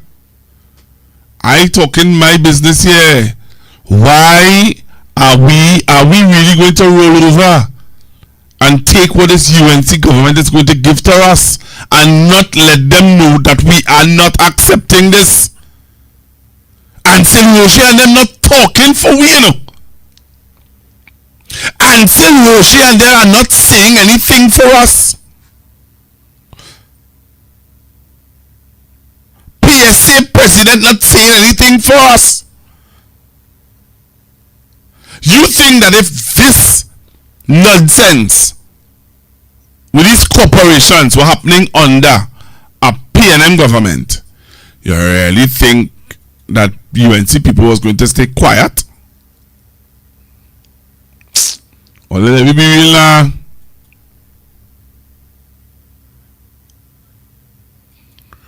Let me be real now, Olio.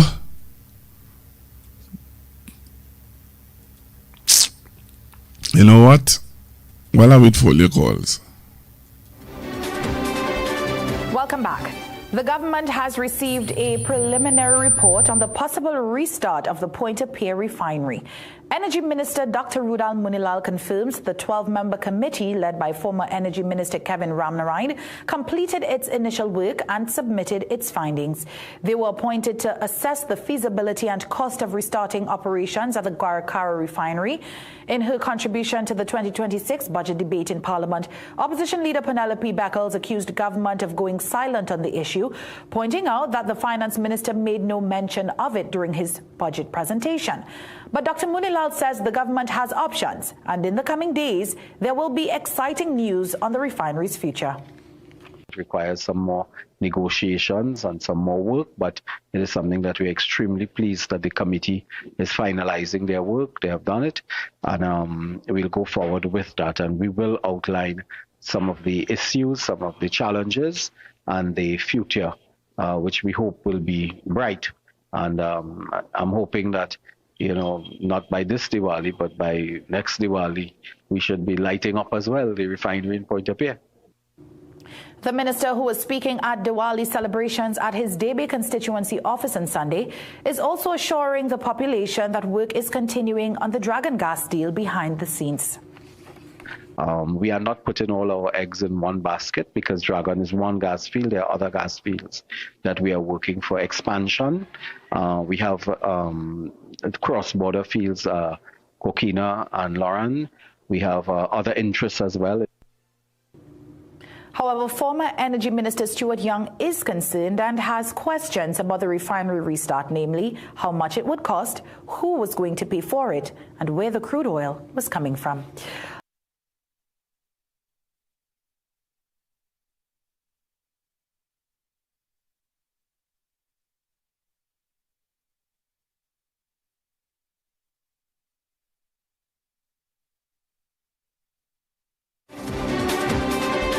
Welcome back. The government has received a preliminary report on the possible restart of the Point-a-Pierre refinery. Energy Minister Dr. Rudal Munilal confirms the 12-member committee led by former Energy Minister Kevin Ramnarine completed its initial work and submitted its findings. They were appointed to assess the feasibility and cost of restarting operations at the Guaracara refinery. In her contribution to the 2026 budget debate in Parliament, Opposition Leader Penelope Beckles accused government of going silent on the issue, pointing out that the Finance Minister made no mention of it during his budget presentation. But Dr. Munilal says the government has options, and in the coming days, there will be exciting news on the refinery's future. It requires some more negotiations and some more work, but it is something that we're extremely pleased that the committee is finalizing their work. They have done it, and we'll go forward with that, and we will outline some of the issues, some of the challenges, and the future, which we hope will be bright. And I'm hoping that, not by this Diwali, but by next Diwali, we should be lighting up as well the refinery in Point-a-Pierre. The minister, who was speaking at Diwali celebrations at his Debe constituency office on Sunday, is also assuring the population that work is continuing on the Dragon gas deal behind the scenes. We are not putting all our eggs in one basket, because Dragon is one gas field. There are other gas fields that we are working for expansion. We have cross-border fields, Coquina and Lauren. We have other interests as well. However, former Energy Minister Stuart Young is concerned and has questions about the refinery restart, namely how much it would cost, who was going to pay for it, and where the crude oil was coming from.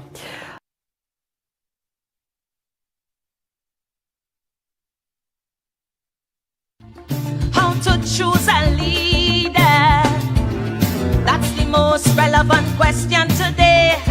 Now that the man retire, people spitting fire, and every talking head having their say.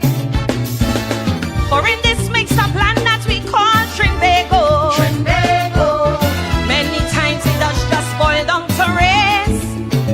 They say that one side like African, and the next prefer East Indian, but it's a way of choosing leaders is a disgrace.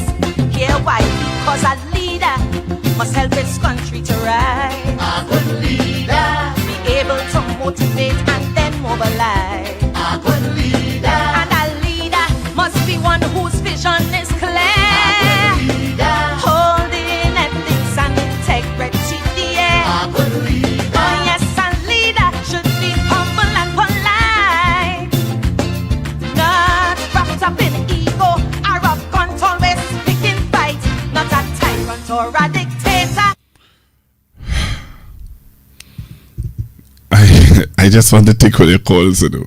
I'm being honest. Right about now, I just want to take all your calls. 464-7003. 464. Yeah, this is serious, you know. Well, yeah.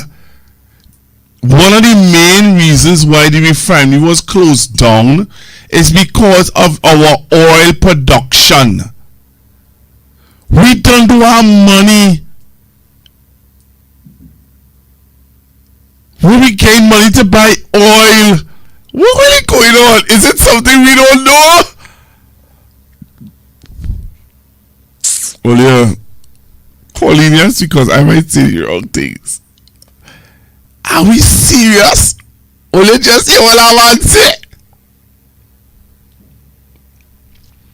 You know the question that Mr. Short Young asked? Where are we getting the money from? Where are we getting the money from for the oil? Hello, good evening. Good evening, Pastor. Hi, good evening, sir. Well, boy, you just said that clip and I just saw it with Munilal in it. Them fellas will never come out and tell people the truth. They get a preliminary report. Well, let me hear what's having it a little bit, man. Tell me something that we could say, well, okay, you talk about quite next year, Diwali. You will make some decision and all that kind of thing. Let me why you don't for you. I want to stay long on your program. Because it will make no sense what your victimization, what you want to treating the black people in this country, whatever they're doing, that it will make no sense about anything. So here what? Let me find the mill that the UNC have that could fabricate life and give it to the nation. Let's have a Hello, good evening. Hello, good afternoon, Pastor. Good night, good night. Good evening, good evening. Pastor, I don't even think I should even want to hear Mulal because first begin, rightly so, where the food coming from to refine it? And who going to pay for that power? Yeah, I don't know where that's come out, you know. You have an energy minister, you're not talking about, you had a problem with church and going all over the place. And you had the audacity of the brass, straight to the summer, and about Coquina, Dragon, and Mighty. You for real? And who were on talking to the president? He? About that? Hello? I don't know. I am listening to all you. Because later, Mulal was never no energy man. He was a lawyer. He was nothing but energy. So who wants to talk to him? Delcy Rodriguez, because she is the energy minister over in Venezuela. Who wants to talk to she? He? And we want to talk about after say all kind of things about you, man. And the president, who are negotiating and for what and when? I don't know that they don't believe everybody in the country like the supporters. Just following blind. And Pastor, I saw something because I was into the world for 4 days this week. And I see something where that is natural, deliberate, vindictiveness. Because you know, Pastor, everything that goes on in Trinidad functioning to the world. Serious? Hello? Yes. I mind my business. I was in the business for 4 years last week. I mind my business. I see a people. I hear that. Yeah. Well, William name said that, you know. Fali said that CPEP is continuing because the House of Assembly, the Tobago House of Assembly, who pays CPEP workers. They don't have CPEP contractors in Tobago. It have CPEP. CPEP is run wholly and solely by the Tobago House of Assembly. So we are people. Yeah. and also forestry. Yeah. So all right, I am so glad, right? So what I say is, if it is that is good for Trinidad, it's good for Tobago.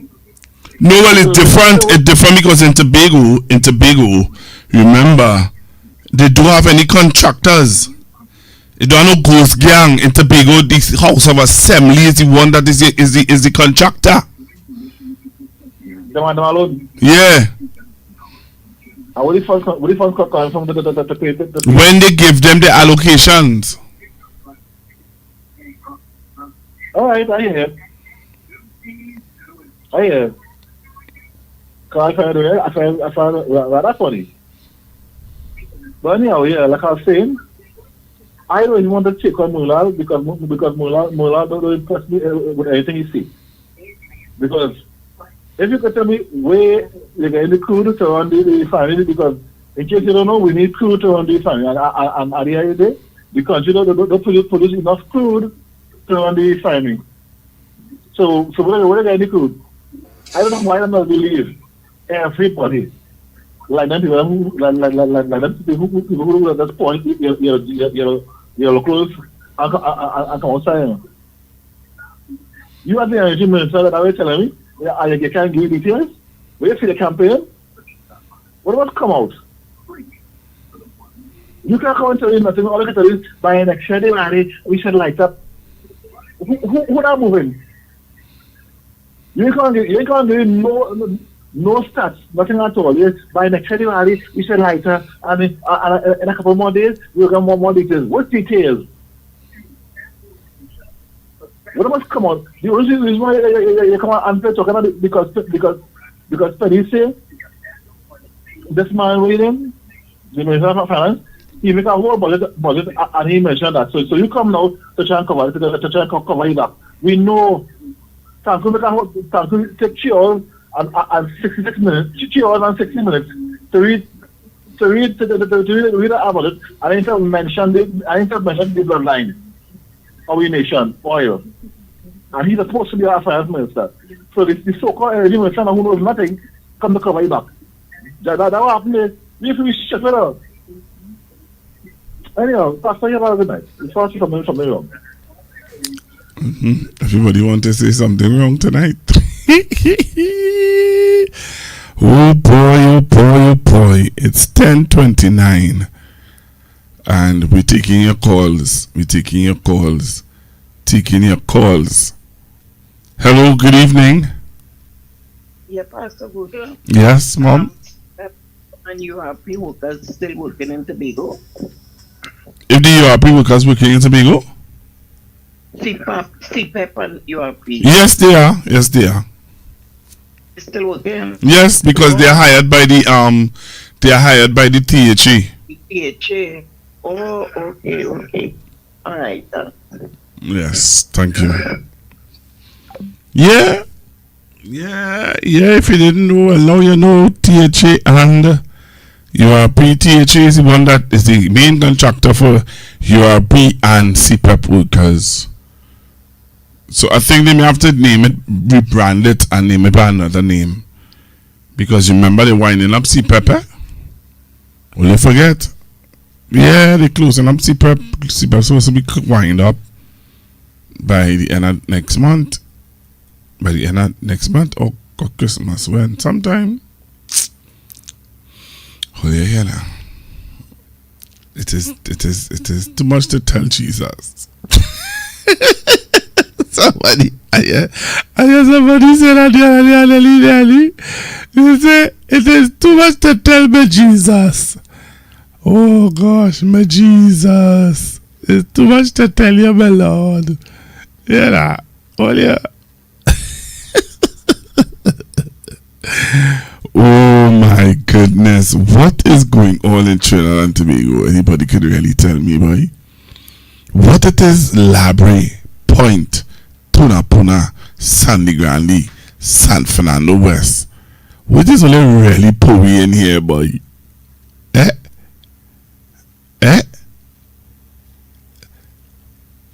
Puna.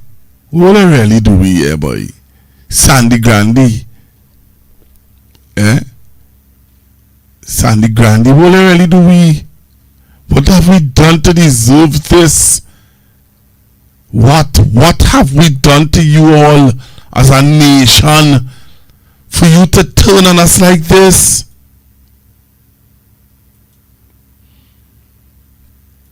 Tell me now. I would really like to know. What is?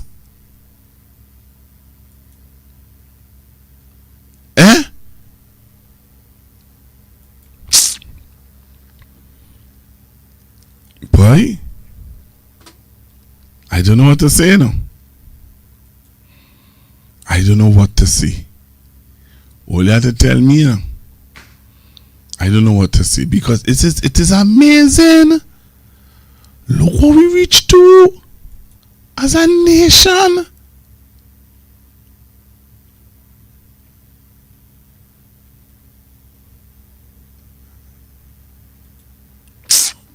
I'm going back to the phone lines. Hello, good evening. Good evening, Pastor Google. Good evening, sir. Tall man number 2. Yeah, tall man. Where you calling me from? I calling you from the west. Okay, so let's do the right thing. Well, Pastor Google, I went out a little while ago on the streets, on the avenue. And the place is just like, you know, the same day that the election take place? It was like somebody died. The place is as quiet. Pastor Google, I went to pick up some pizza. I was the only customer in the place. You know? Oh, gosh. You hear what I tell you, Pastor Google? That's how quiet the place is. I was the only customer. I went in, collect my pizza, spend some time, talk to the people, but I couldn't even see the cashier. First, the place absent. It took me 3 minutes. Hello? And when I went outside, Pastor Google, not a soul, not a next customer come when I drive all the places. This is a pizza place that, on any given day, is pace. It's pace. Real pace. I was the only person that driving.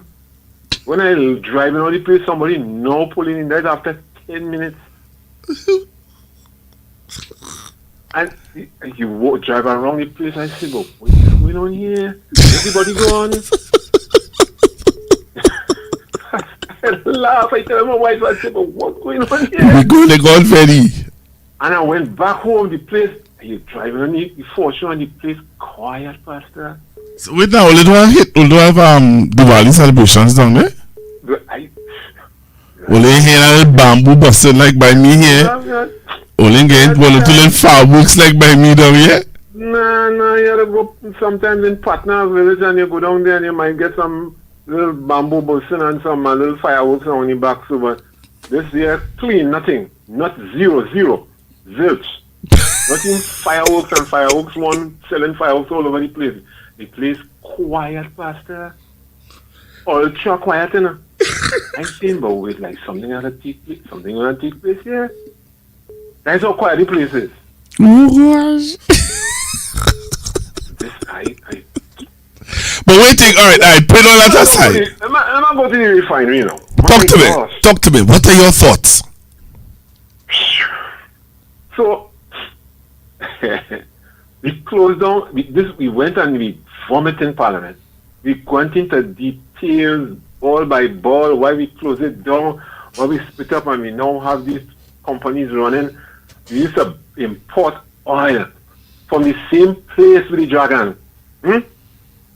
We buy crude to augment, to supplement the shortfall. We have gas curtailment in the industrial park down in south. We get gas to supplement that as well. At minimal cost. So we could sell the gas, sell the products, and make some money. And the companies went in the black, no longer in the red. You telling me now, in comes Mrs. Kamala Posad-Bissessar. The Dragon dead, now they bring it back alive. But the two of them, she and Munila, are free to go down to talk. I want to see the two of them go down and talk. That ain't happening. Who they want to go and talk on behalf of the government? Rudal Mullen going down there. You want to I go want and, to see he go down there. you want to go and talk? No.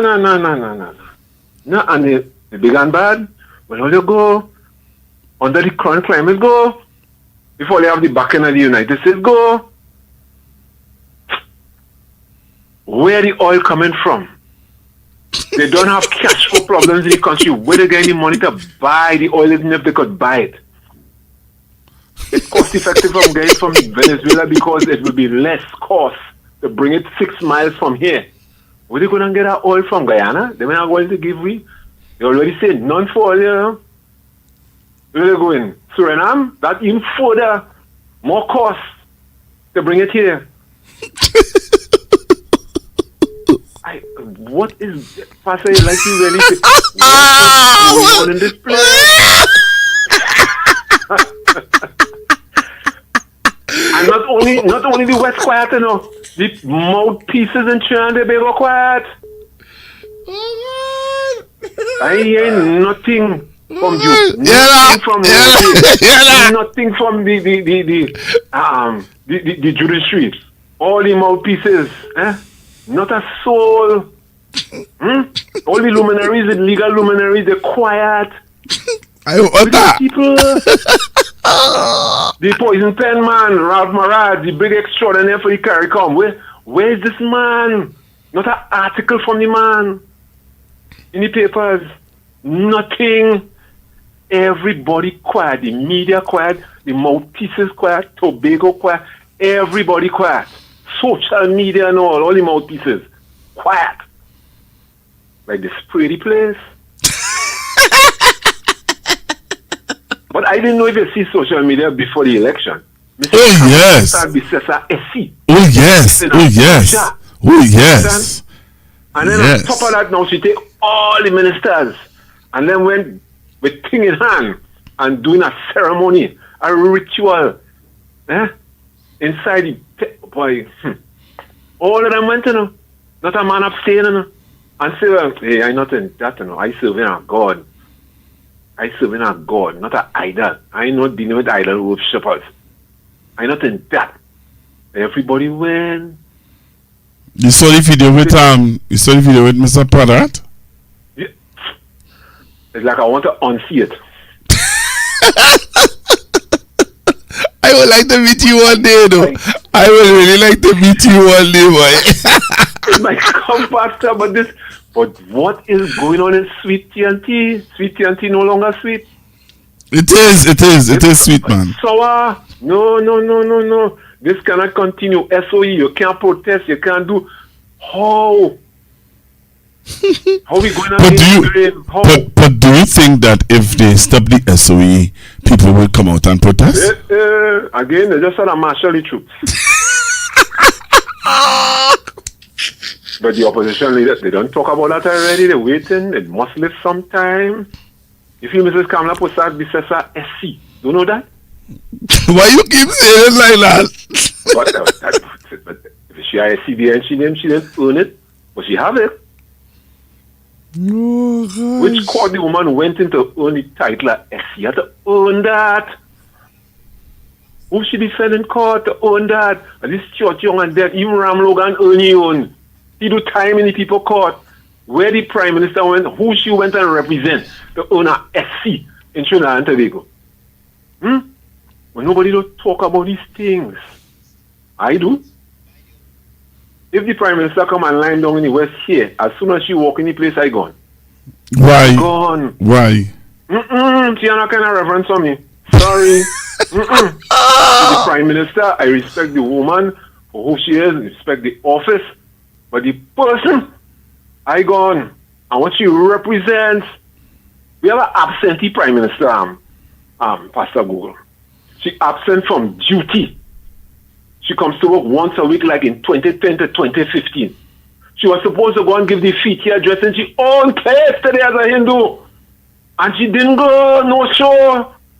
So if she didn't show in the Nagar, she was showing Parliament. I mean, where we going with this foolishness? Where we going with this? And this is 5 months in. They ain't make us 6 months yet. And I'm of the belief that they're keeping the Prime Minister's health status quiet. But we could tell that the Prime Minister is not well. She no showing in Nagar, you can use the feature speaker. Something wrong, Pastor. Where you get that news from? Okay. Well, you go find out yourself. You go find out yourself. Yeah. You're not flood out, you know. Yeah, boy. That is the level of necromancy in this place. Yeah, Pastor, I'm talking, but you're talking hard. I'm talking in plain. You're talking hard. You're talking too hard. Plain. That is the levels. And every Diwali in the last 5 years, rainfall. What happened last year? Rainfall same way. The year before that, rainfall same way. I don't know, it's something in the atmosphere. Something. They're going in the water courses, they contaminate the place, the hell up and down the road is too dead, who finding people in car. I think people dying all over the place. You understand? You heard about this story. My mom was telling me about a story today about her mother and her daughter, who tried to drive her car over San Fernando Hill. You know about that? She tried to drive it over San Fernando. Yeah. I didn't hear about that. I don't know. I was trying to get this story, but I wasn't seeing it anywhere. But I'm hearing about this story about a mother who she drove the car off of San Fernando Hill. I didn't hear about that one. I wasn't so much on the ground for the day. I was kind of busy. But I look at the kind of deaths on the roadway. Mrs. Kamala posted business and people drive all over Trinidad and Tobago with their multis on top van, on top this, on top, up and down the people highways and byways. False gods. What do you expect to happen in Trinidad and Tobago? Judgment ought to come on Trinidad and Tobago soon enough. I'm trying to find the video with Dr. Rowley in the parliament. If I find that video, I'll play it tonight. Trinidad and Tobago. You know, they're always saying God is a Trini. When you're ready for we to pass judgment, so you'll get obedience. We overdue. I'm trying to find taking place in Trinidad and Tobago. I'm trying to find the video. Talking about it. I'm trying to find the video with Dr. Rowley in the parliament, and he was talking about how much we used to pay for a barrel of oil, how much we paid for oil to refine it. How much? And let me tell you something, Dr. Oli talk about how much money we used to pay for oil to refine it. And you know, Dr. Oli said how much we still owing. Yeah. We still owing the people out there for the oil that we Yes. Just to augment the refinery. So people can have a walk down there. All that was ventilated in the public domain. All that, and still people running down the refinery. You know how much it will cost just to refurbish the refinery? We didn't talk startup yet, you know. We're talking capital to refurbish the refinery, get it to a state of readiness before it could start operations. That is money by itself. You gotta start there. And then you have to get the people, the investors with the capital to come and invest here to start up. We had something good with Nigeria. Pastor Google, I want to say this. We have a Nigerian firm, everything in place, administratively, or everything, money ready to roll. We even had a air bridge facility that flies straight across the Atlantic from here. We don't have to go to North America and pay so much money to go to the African continent. We're flying 8 hours across the Atlantic straight. And land in one of the hubs in the African continent, Nigeria. That we mash up enough. Come on and mash that up with one stroke of, hey, shut that down. But hear what Pastor Google, they want to send me to Rwanda. They signed that, in one of the signings, for me to go to Rwanda, a place that have Ebola virus. So they putting me at risk to send me in a place that could just spring up Ebola virus, just springing up all over the place. They want to put me at risk to go Rwanda instead of going Nigeria. What happened to these people? They don't like people of African descent so much. They want me to pay to go North America, fly 23 hours to go Africa. What is that? When I could fly for 8 hours? They mash up that and all. I'm tired. Why we not seeing? No, we don't want to see. Why we not seeing? We're not paying attention to the environment. What is going on? We don't care. We have to pay attention. We're starting to sound like the waterfront crew, you know? But the mouthpieces and them quiet, you know? This is what getting me vexed in Trinidad and Tobago, you know? Everybody quiet, you know? Judiciary quiet. The law association quiet. The media quiet. No investigative reporting, no way. That man in charge of the crime show now. So he, what is his name again, man? He stopped talking now. He stopped investigating. In the evening. What's his name again? The investigative reporter. Who take over Crime Watch. I know you're talking about. Stop investigating. You don't do investigative reporting again. So if the media ain't doing it, mainstream media, they're going to the opposition now to find out what the government doing. You can hear, Trinidad Regional. The media is going to the opposition to find out what the government doing, and the opposition, you're asking the wrong people. You have to ask them, but they say we can't get in contact with them. We can't get in contact with the people in the government, the people who are running the governance structure in Trinidad and Tobago. We can't get in contact with them, so we come into the opposition to find out what to do and what to say.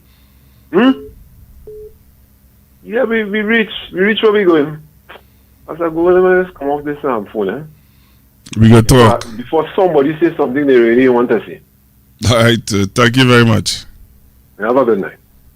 So the reports coming out that the preferred bidder for the Petroleum refinery is Wando, a Nigerian oil giant.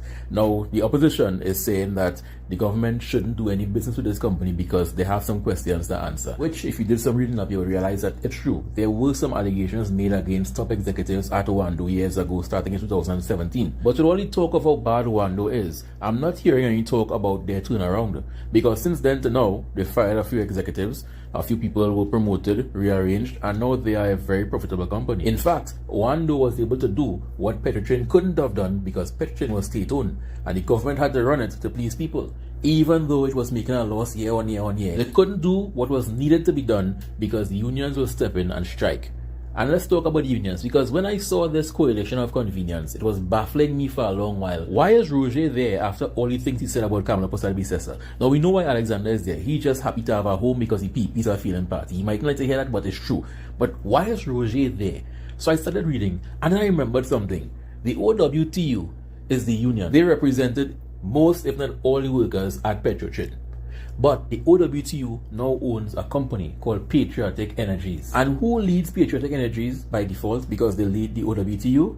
Ancillary Roger. And if you all cast your minds back, I know we have 7 days memory here, but cast your minds back. Patriotic Energies were one out of 77 bidders for the Petroleum refinery that the government chose. They had first preference to buy the refinery and they couldn't come up with the money. In fact, it was so bad that they wanted $500 million borrowed from the government to buy the refinery. That's like I selling a car and you asking me for the money borrowed to buy my car from me. Because, I mean, let's be real. Where were they going to come up with $700 million US to buy the refinery? Deep down, I think the government knew they couldn't find the money, but they didn't want to tell them no outright. So they say, you know what? Take it. Knowing fully well they couldn't find the money. It went so far that there's an article that states that the then Minister of Energy said that Patriotic Energies presented a document claiming to have US $1.5 billion to purchase the refinery. Turns out, they did not. Now we know that Kamala is no newcomer to coalitions. Some of them work, most of them don't work. The 2010 coalition worked somewhat, but the rest of them just keep falling apart. So we know she's no stranger to it.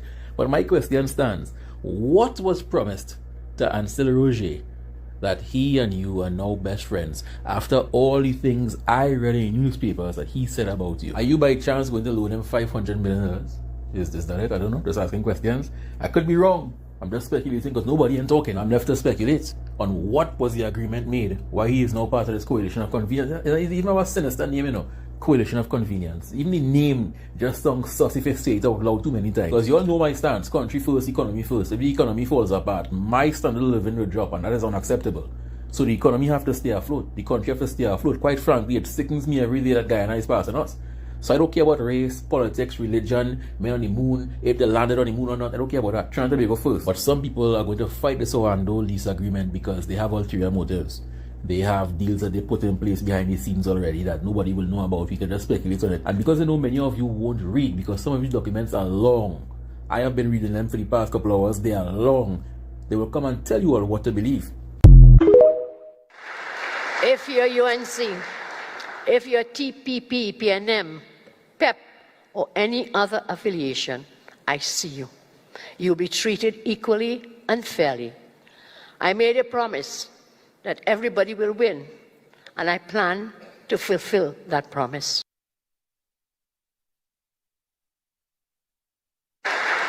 If you're UNC, if you're TPP, PNM, PEP, or any other affiliation, I see you. You'll be treated equally and fairly. I made a promise that everybody will win, and I plan to fulfill that promise.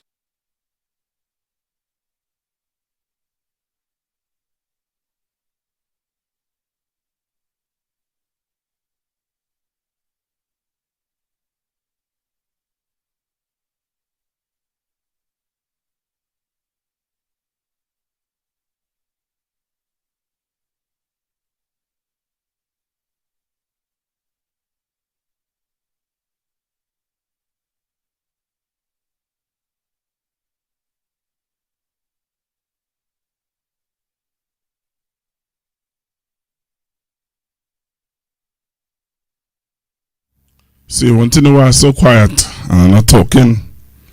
Because I want to tell you something. There are people out there who really look at us as fools, as waste of time.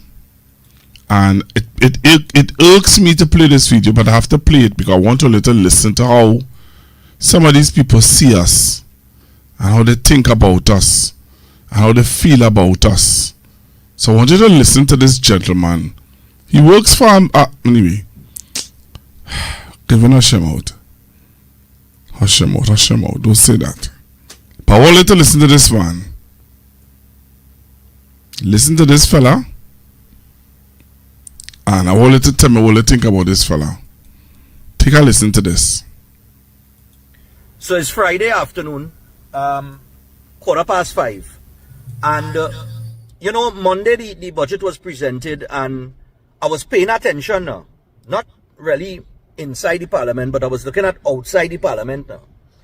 And on Monday, I was looking for, remember the opposition say, you had 10,000 workers that on the breadline. And then the figure, it went to 15,000, and then it went to 20,000, and then it went to over 30,000 CPEP, URP, forest workers, forestry workers, so on and so forth, that on the breadline. And they was making this hoorah about it. Although the government did say they're going to restructure CPEP and URP. Now, this is not about the workers, because I understand that you're all unemployed and, you had to live, right? You have your children to mind, you have your bills to pay. But it dawned on me now, boy. All these thousands of people that, according to the opposition, this wicked government put out of work. I didn't see any of them outside the parliament with any placard protesting or anything like that on Monday. And I say, okay, no problem. I'm going to wait till the end of the week because the opposition leader really, she's going to respond on Friday. And today's Friday, and I wait whole day. Like I say, it's after 5, Friday, start of a long weekend. And I didn't see any of these thousands and thousands of workers come out and protest. Now, the Prime Minister will speak on CPEP and URP and its restructuring, but I just found it strange now that with all the thousands of workers that disenchanted and upset and, according to the opposition, the way they're carrying on, I thought you would have seen a significant number of them outside the parliament. This is the first budget, thing like that now, boy. And then I realized, they might have been out there and true, It's just we didn't see them. Because you know what happened? You can't see ghosts. I out. Enjoy your weekend. Hear the disrespect?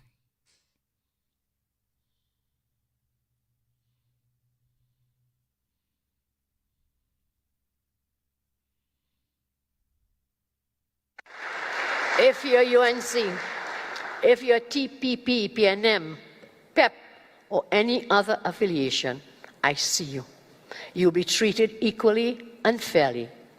I made a promise that everybody will win, and I plan to fulfill that promise.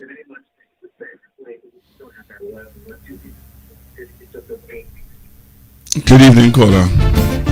Good afternoon, Pastor. Pastor, Stefan, out of touch with reality.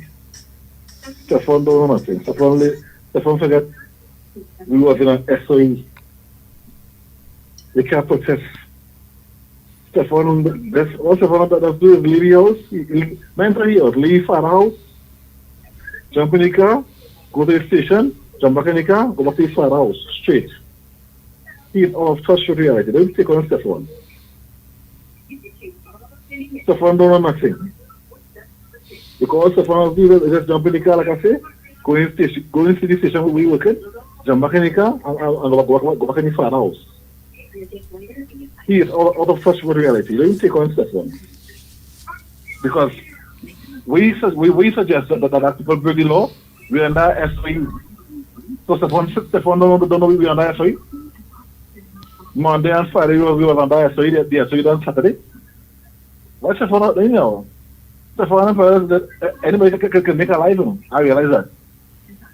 So what's she trying to be? Sarcastic? Because he was under SOE Monday and Friday, the SOE on Saturday.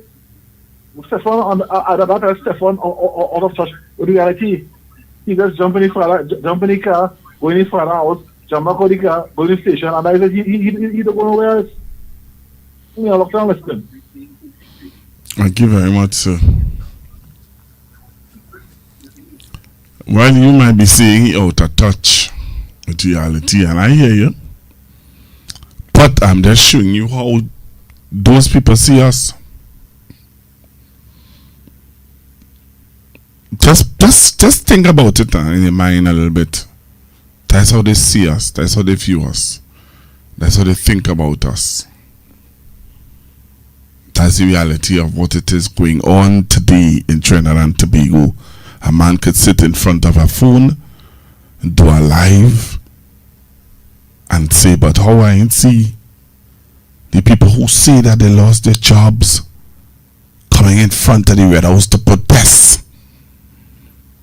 And he gave his perspective on it. And when you read the comments, it is just as worse as what he said. Wake up, wake up, wake up, Trinidad and Tobago, wake up. Hello, good evening. Hi, good evening.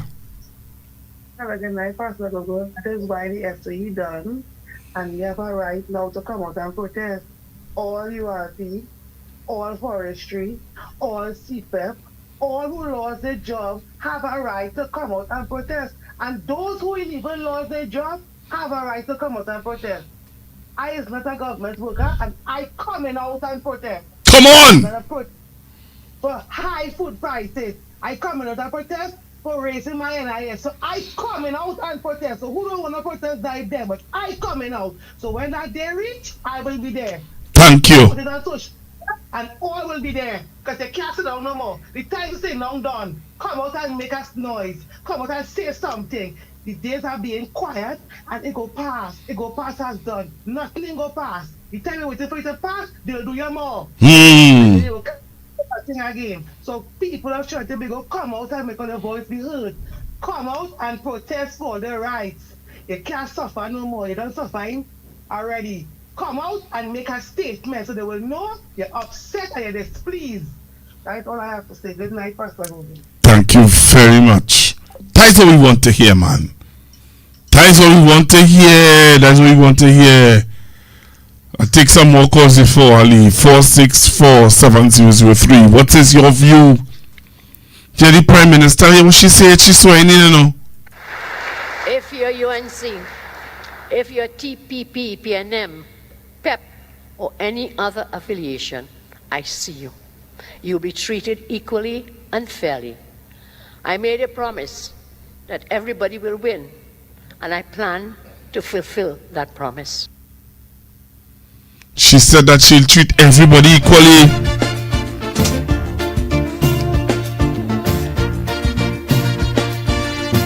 That's what she said. She said that she will treat everybody equally. You seeing that happening today? Well, you're not saying that.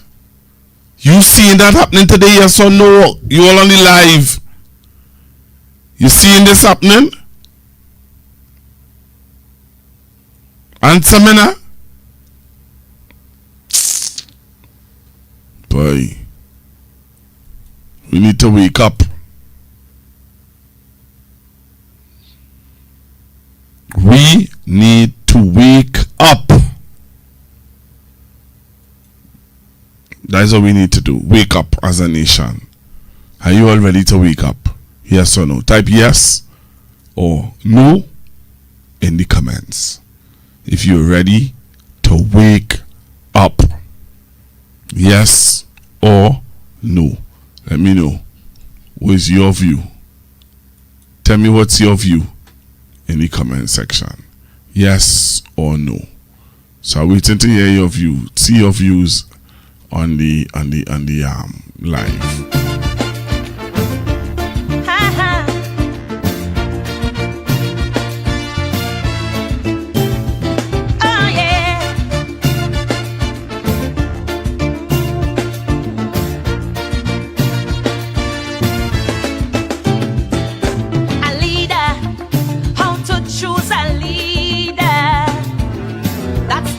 Relevant question today. Now that the man retire, people spitting fire, and every talking head having their say. For in this mixed up land that we call Trinbago, many times it does just boil down to race. They say that one side like African and the next prefer East Indian, but it's a way of choosing leaders is a disgrace. Here why? Because a leader must help his country to rise. A good leader be able to motivate and then mobilize. A good leader, and a leader must be one whose vision is clear. A good leader, holding ethics and integrity in the air. A good leader, oh yes, a leader should be humble and polite, not wrapped up in ego or a gun always picking fight. Not a tyrant or a dictator. That is not what this country needs. That will only make my nation lead. His first goal should be service, not self-advancement or greed. Blessed is the one who was born to lead. Good leaders are born, not made. Setting standards, this get trade. Blessed is the one who was born to lead. A mentor, a teacher, a trainer. Experience is their greatest tool. Should be discerning, yet forever learning. One who doesn't gladly suffer fools. All right.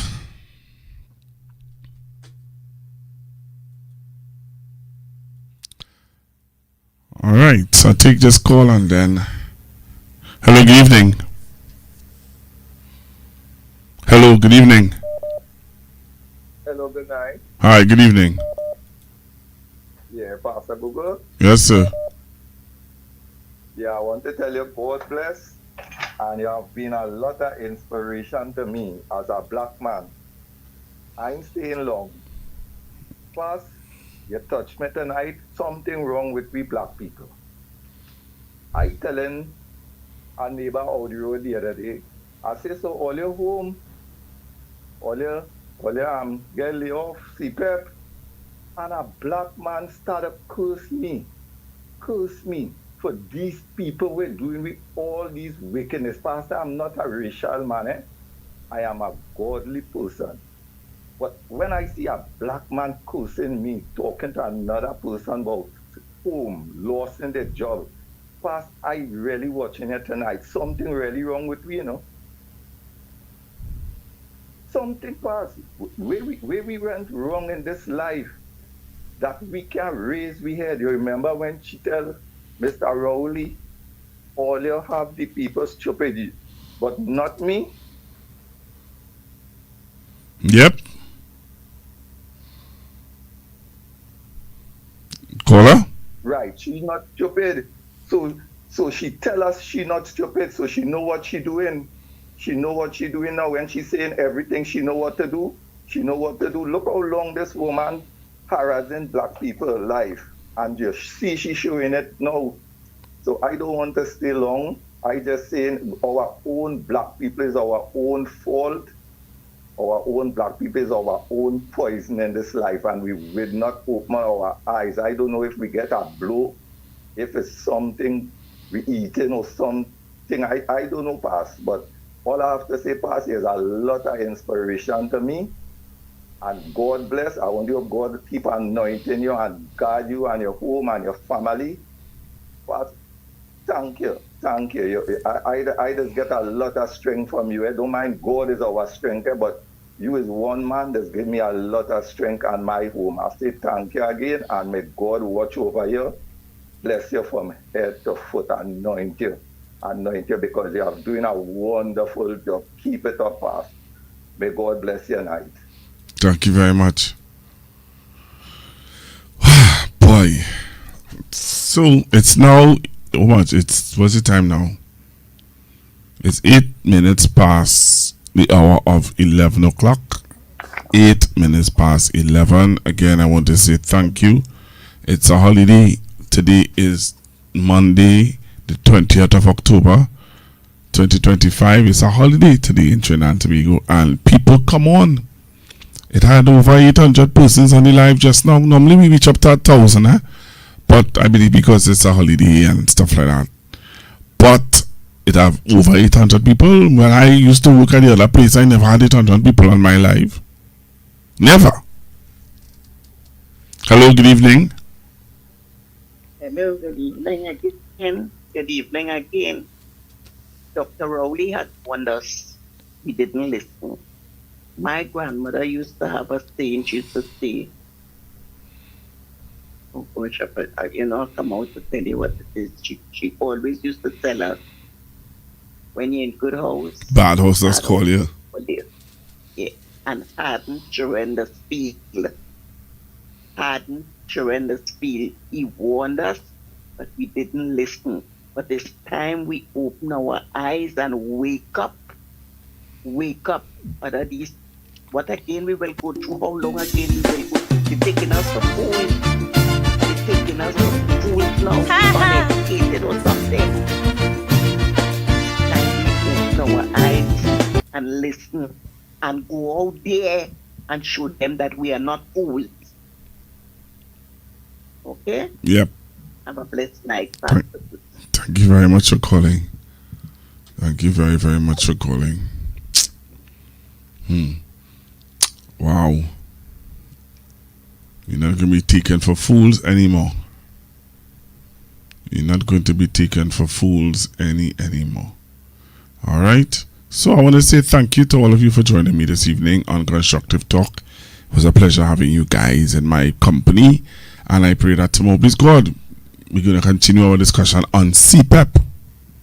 Yeah. I want to play back for you what took place. Hello, good evening.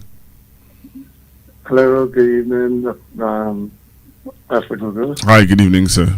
Hey, I am glad that you waking up people, man. And Direct Scotland said in his budget, and then he replied the budget speech, and he said, get up. It's time for me to get up. They should close off with something, and a little piece of what he's saying. Who is that? Okay, thanks. You could close off a little bit of it. Mr. Scotland said in the budget response, he was urging us to get up. Oh yeah, when he was talking about the times going to come and we cannot stay in these four walls anymore. Yes, we should close off on that. So that, right. Okay. Cool. Have a good All night, right, man. Same to you. Same to you. Thank you all very, very much. Hello, good evening. Good evening, Pastor. Good evening, sir. Blessings to you and your family and the whole of Trinidad and Tobago. Same to you. To friends and enemies. Let me just be straight to the point. Let me tell you something, and let me tell the country something. I remember the visiting Prime Minister that came from India and certain things that he spoke. And he was saying to the other ethnic group that he was proud of the behavior and he recognized how they traveled and came here and built up the country. And I remember listening to what he was saying. And he never congratulated the Africans for being here. When you listen to how he spoke, you will swear that it's only Indian people came here. And I was very upset with that. All the colored people in the country, nobody has seen nothing. I heard you said something just now, which is so true, so much of truth in that. That the people, you think this could happen in the States anyway? The people know that they have been done wrong and they ain't coming out. They're not coming out, you're telling me about state. You ain't coming to kill nobody. You understand? The people have to come out. Yeah, but they will come out. They will come out as Tahaka said. They will come out. The people will come out, you know. The problem, as we said before, and you might say about state of emergency, once there's a state of emergency, that the people are being obedient, they are listening, they're saying, right, now the SOE has ended. The authorities, the people who they will come out and protest. They will come out and protest. Let me tell you something. I realize that is what they want to do. They want to provoke persons to do the wrong thing. Well said. Right? And if we hold our peace for 5 months, when the SOE ends, our peace will no longer be held. We are going to come out on the streets and lend our voice against what you stood up in the president's house and you said that you are going to be equal, and we're not seeing equality. We're going to play you on a loudspeaker where you said that you are going to be equal, and you're not being equal. When you watch how you treated the corporations, you're not being equal. When we look at the people who you're firing, you're not being equal. When you look at your state boards, you're not equal. So we have a problem, and we're going to raise our voices against the problem that we have with you. And also, I have one main thing to say to people who does history. Mr. Deceased Mahatma Gandhi, follow his behavior while he was in South Africa. And he put down an order in South Africa that the same ethnic group carries today.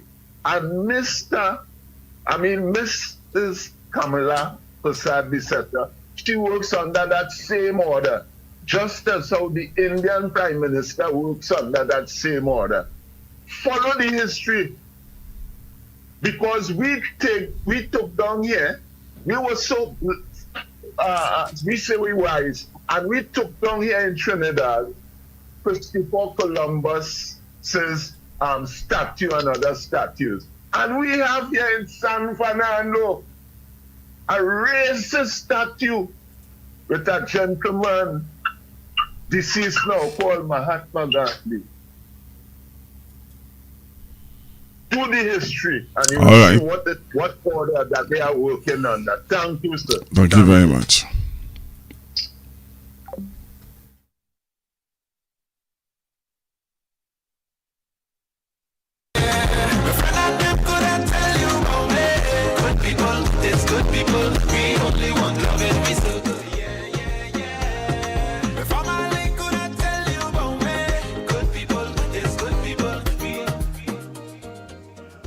Well, a good spirit costing 100% more, you know.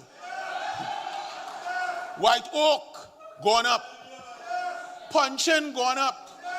Beer going up. Every little fun that we have going up. It had to be in a good spirit in this country now, you know, if it's a PNM. But they can't break our spirit. They must never break our spirit. But people, I want to settle down and talk to you all seriously. A time is coming very soon where we have to stop sitting down in these rooms and start to use our feet, you know. And I feel that time is now. The time is now. Let me tell you why. When people don't care about you, and they're showing you they don't care about you, you must show them that I don't care about you too, but we care about we. And we must show this government that we are citizens of Trinidad and Tobago, and we have every right to live in this country as everybody else. If you look like a PNM, they fire you. If you smell like a PNM, they fire you. If you walk like a PNM, they fire you. If you talk like a PNM, they fire you. And this budget is no different. We have to stand, and the time coming, you see this meeting in these rooms, we have to leave these rooms, you know, people. We have to leave these rooms, you know. State of emergency or not, we will obey the law. We will walk in single file. We will write to ask for permission. But we must be out on the streets to let them know that we're not taking what they're trying to give we. Let me tell you how deceitful and deceptive this government is.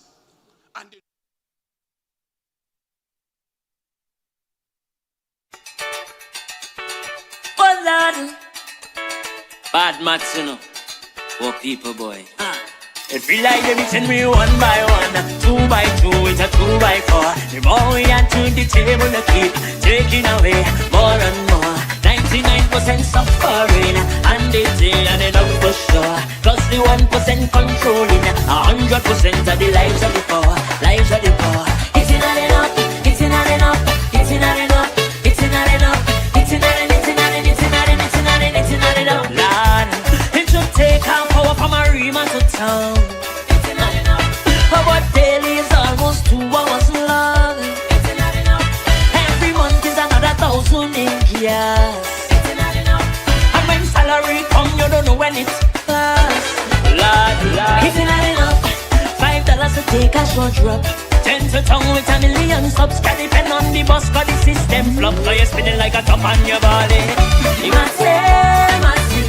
You must say, massive.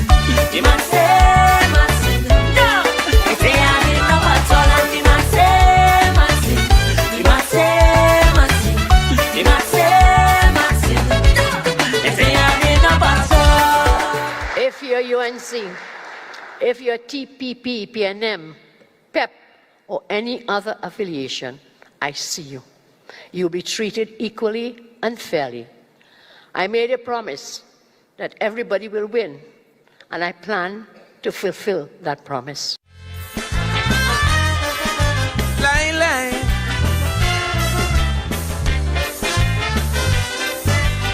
Ding, ding, ding, line.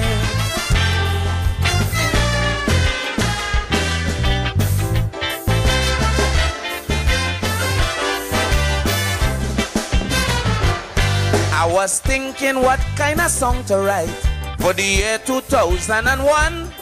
Should I compose a nation building song or just blaze them politicians? But when I hear Pan they get 19 seats and he run and give a speech of victory, I tell myself something wrong, so I compose this song for kinky head people like me, because I don't understand what's really happening. For years me crooks and panther was busting we liver string. Well, I honestly believe the message was loud and clear, but the results from the elections proved the mystic breaking black man air. They don't hear. So don't expect me to jam your prime minister. No, don't tell me. I stop drinking bush tea for your fever? I said, no, don't tell me. Cause you ain't do it once, but you did it twice. Election's gone, it's you choose Barabbas in front of Christ. So if you notice your little daughter bringing home a grand, because Camilla sent she to a school inside the Bitam, and when she bring home the baby father, the man like more sex than Panday. Please don't stop me in the road to complain, cause I have nothing to say. My personal comments I will reserve. You got a government you deserve. To complain to me now, boy, you got some nerve. You got a government you deserve.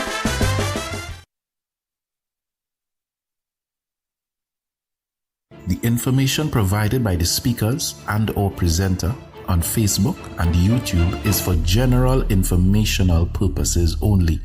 All information is provided in good faith.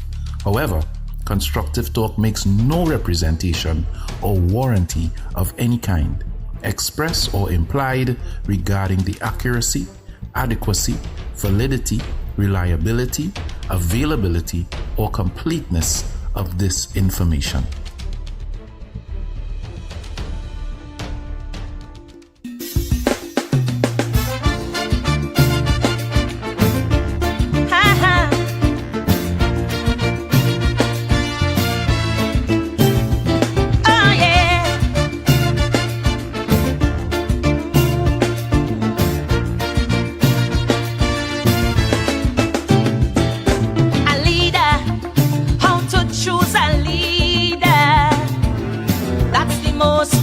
Question today.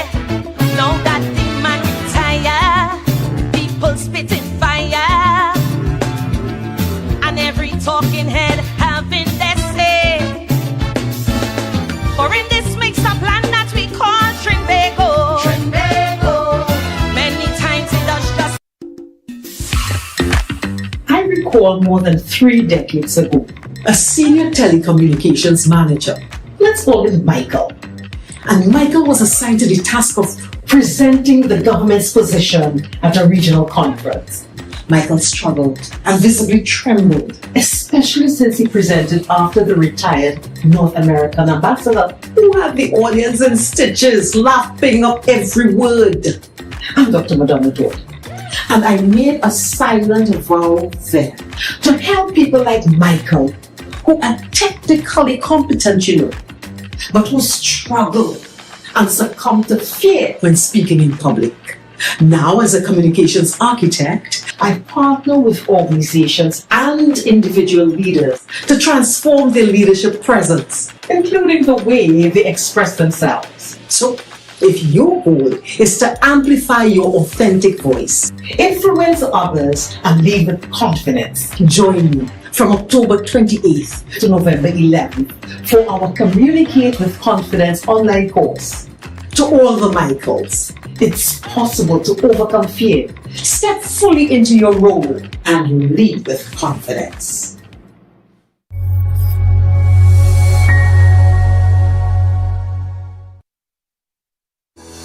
During our 3 weeks course, I gained a lot of knowledge and insight on how to communicate with confidence using the different techniques and skills taught. Another thing that resonated for me is the fact that the same way singers prepare their voice, increase their lung capacity by eating healthy, doing the necessary breathing exercises, is the same way someone who is going to present should also prepare their voice.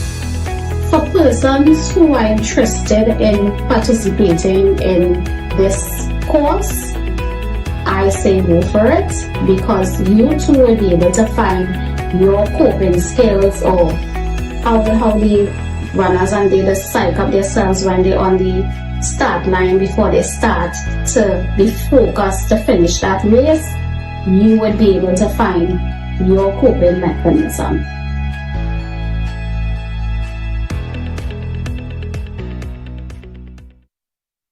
Trinidad. It's back for 2 nights only. The explosive hit comedy stage play by Alan Charles. Why Didn't I Get Married? It's not good for a man to be alone. But what about the black woman? Is the church guilty of keeping women single? Or is there really a man shortage? Come laugh, cry, and think at a show that's more than a play. It's a conversation, not for the easily offended. Saturday, 1st November, 7 p.m. at USC Auditorium, Maracas, St. Joseph. Sunday, 9th November, 6 p.m. at Sapa, San Fernando. Tickets for the USC campus, $200 in advance, $225 at the door. Tickets for Sapa, $225 in advance and $250 at the door. Get them at USC campus, A&A Pharmacy Board of Spain, Maranatha Bookshop, San Fernando, Living Legacy Pharmacy Arima, or online at theticketsellers.co.uk. Why Didn't I Get Married? Don't miss the comedy that everyone will be talking about. Brought to you by the University of the Southern Caribbean and Focus Arts Promotions.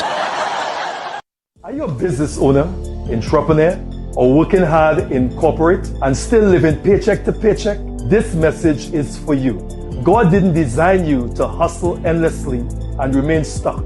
You were created to have dominion in the marketplace. The real problem is simply this. You have been trying to succeed with the wrong blueprint. The world system says, grind harder, but heaven's system says, use your gifts, tap into your anointing, and align with purpose, and that's when profit starts chasing.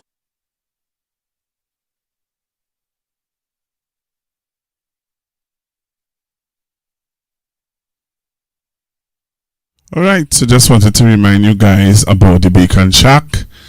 Colombo King Steel Orchestra presents a Bake and Shack $40 sale order on the 31st of October. Remember, you can call Jason, you can call Joy and put in your order. So call Jason, call Joy and put in your order for the Bake and Shack on the 31st of October. All right, 2025. Order now. It's by order only. It's by order only. So Colombo Kings Steel Orchestra presents a Bake and Shack $40 sale. All right, from 11:30. Order now. All right, from Friday on Friday the 31st of October. All right, strictly by order. So you have to call Jason. You're seeing the numbers on the screen, and Jason, Joy, and they will give you the relevant information of how, if they're delivering, if they're not delivering, what they're doing, how they're doing it, and what they want to do with it. Cool. So again, let me say thank you to all of you for joining me this evening on Constructive Talk, where we talk current affairs issues and things that are happening in Trinidad and Tobago, and by extension, the world. So, see you guys tomorrow, please God, at 8 p.m. sharp, as we continue to inform, educate you, the people of Trinidad and Tobago. Alright, so again, thank you all very, very much for being a part of Constructive Talk. See you guys tomorrow, please God. And remember, please share the live. Share the live. Share the live. Get your friends, family members, and persons who you think would want the information. Get them on so we can continue to build. Remember also, for those of you who are listening, make your contribution on 74 Citizens Bank. Alright, remember, you can make your contributions to any First Citizens Bank, alright, to keep Constructive Talk up and running. Make your contributions, please, I ask of you, so that we can move forward, we can do bigger and better things on Constructive Talk Network. Talk to you guys tomorrow, please God.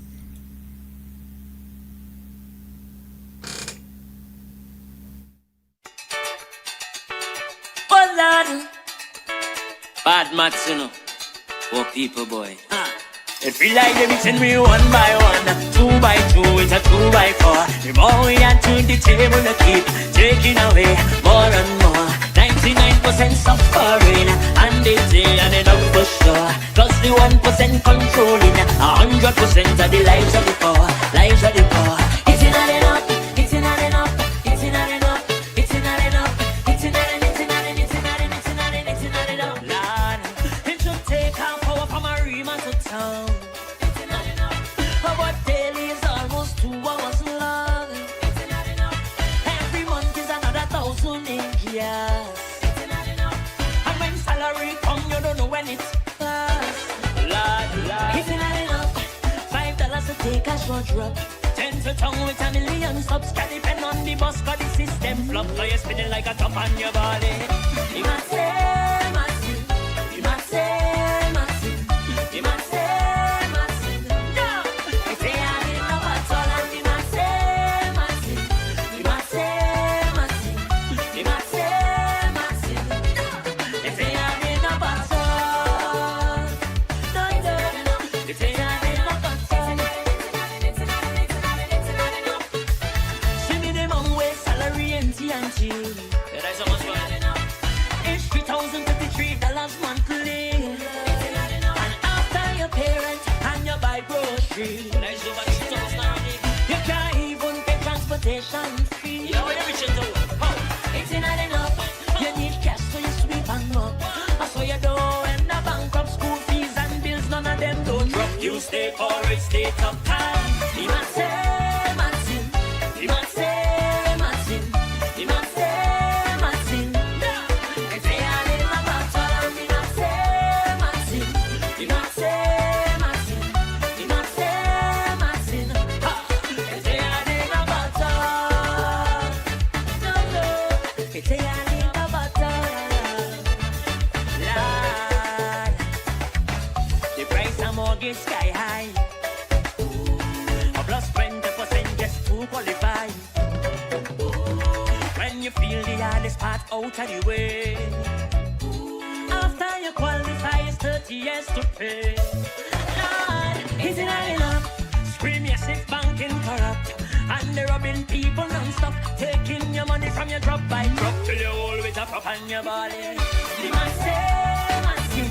The man say, Martin. The man say, Martin. No! They say I'm in my bottle. The man say, Martin. The man say, Martin. The man say, Martin. No! They say I'm in my bottle. I do the beating enough. The beating. Not the bone. I do the beating enough. Like a drum. Like a drum.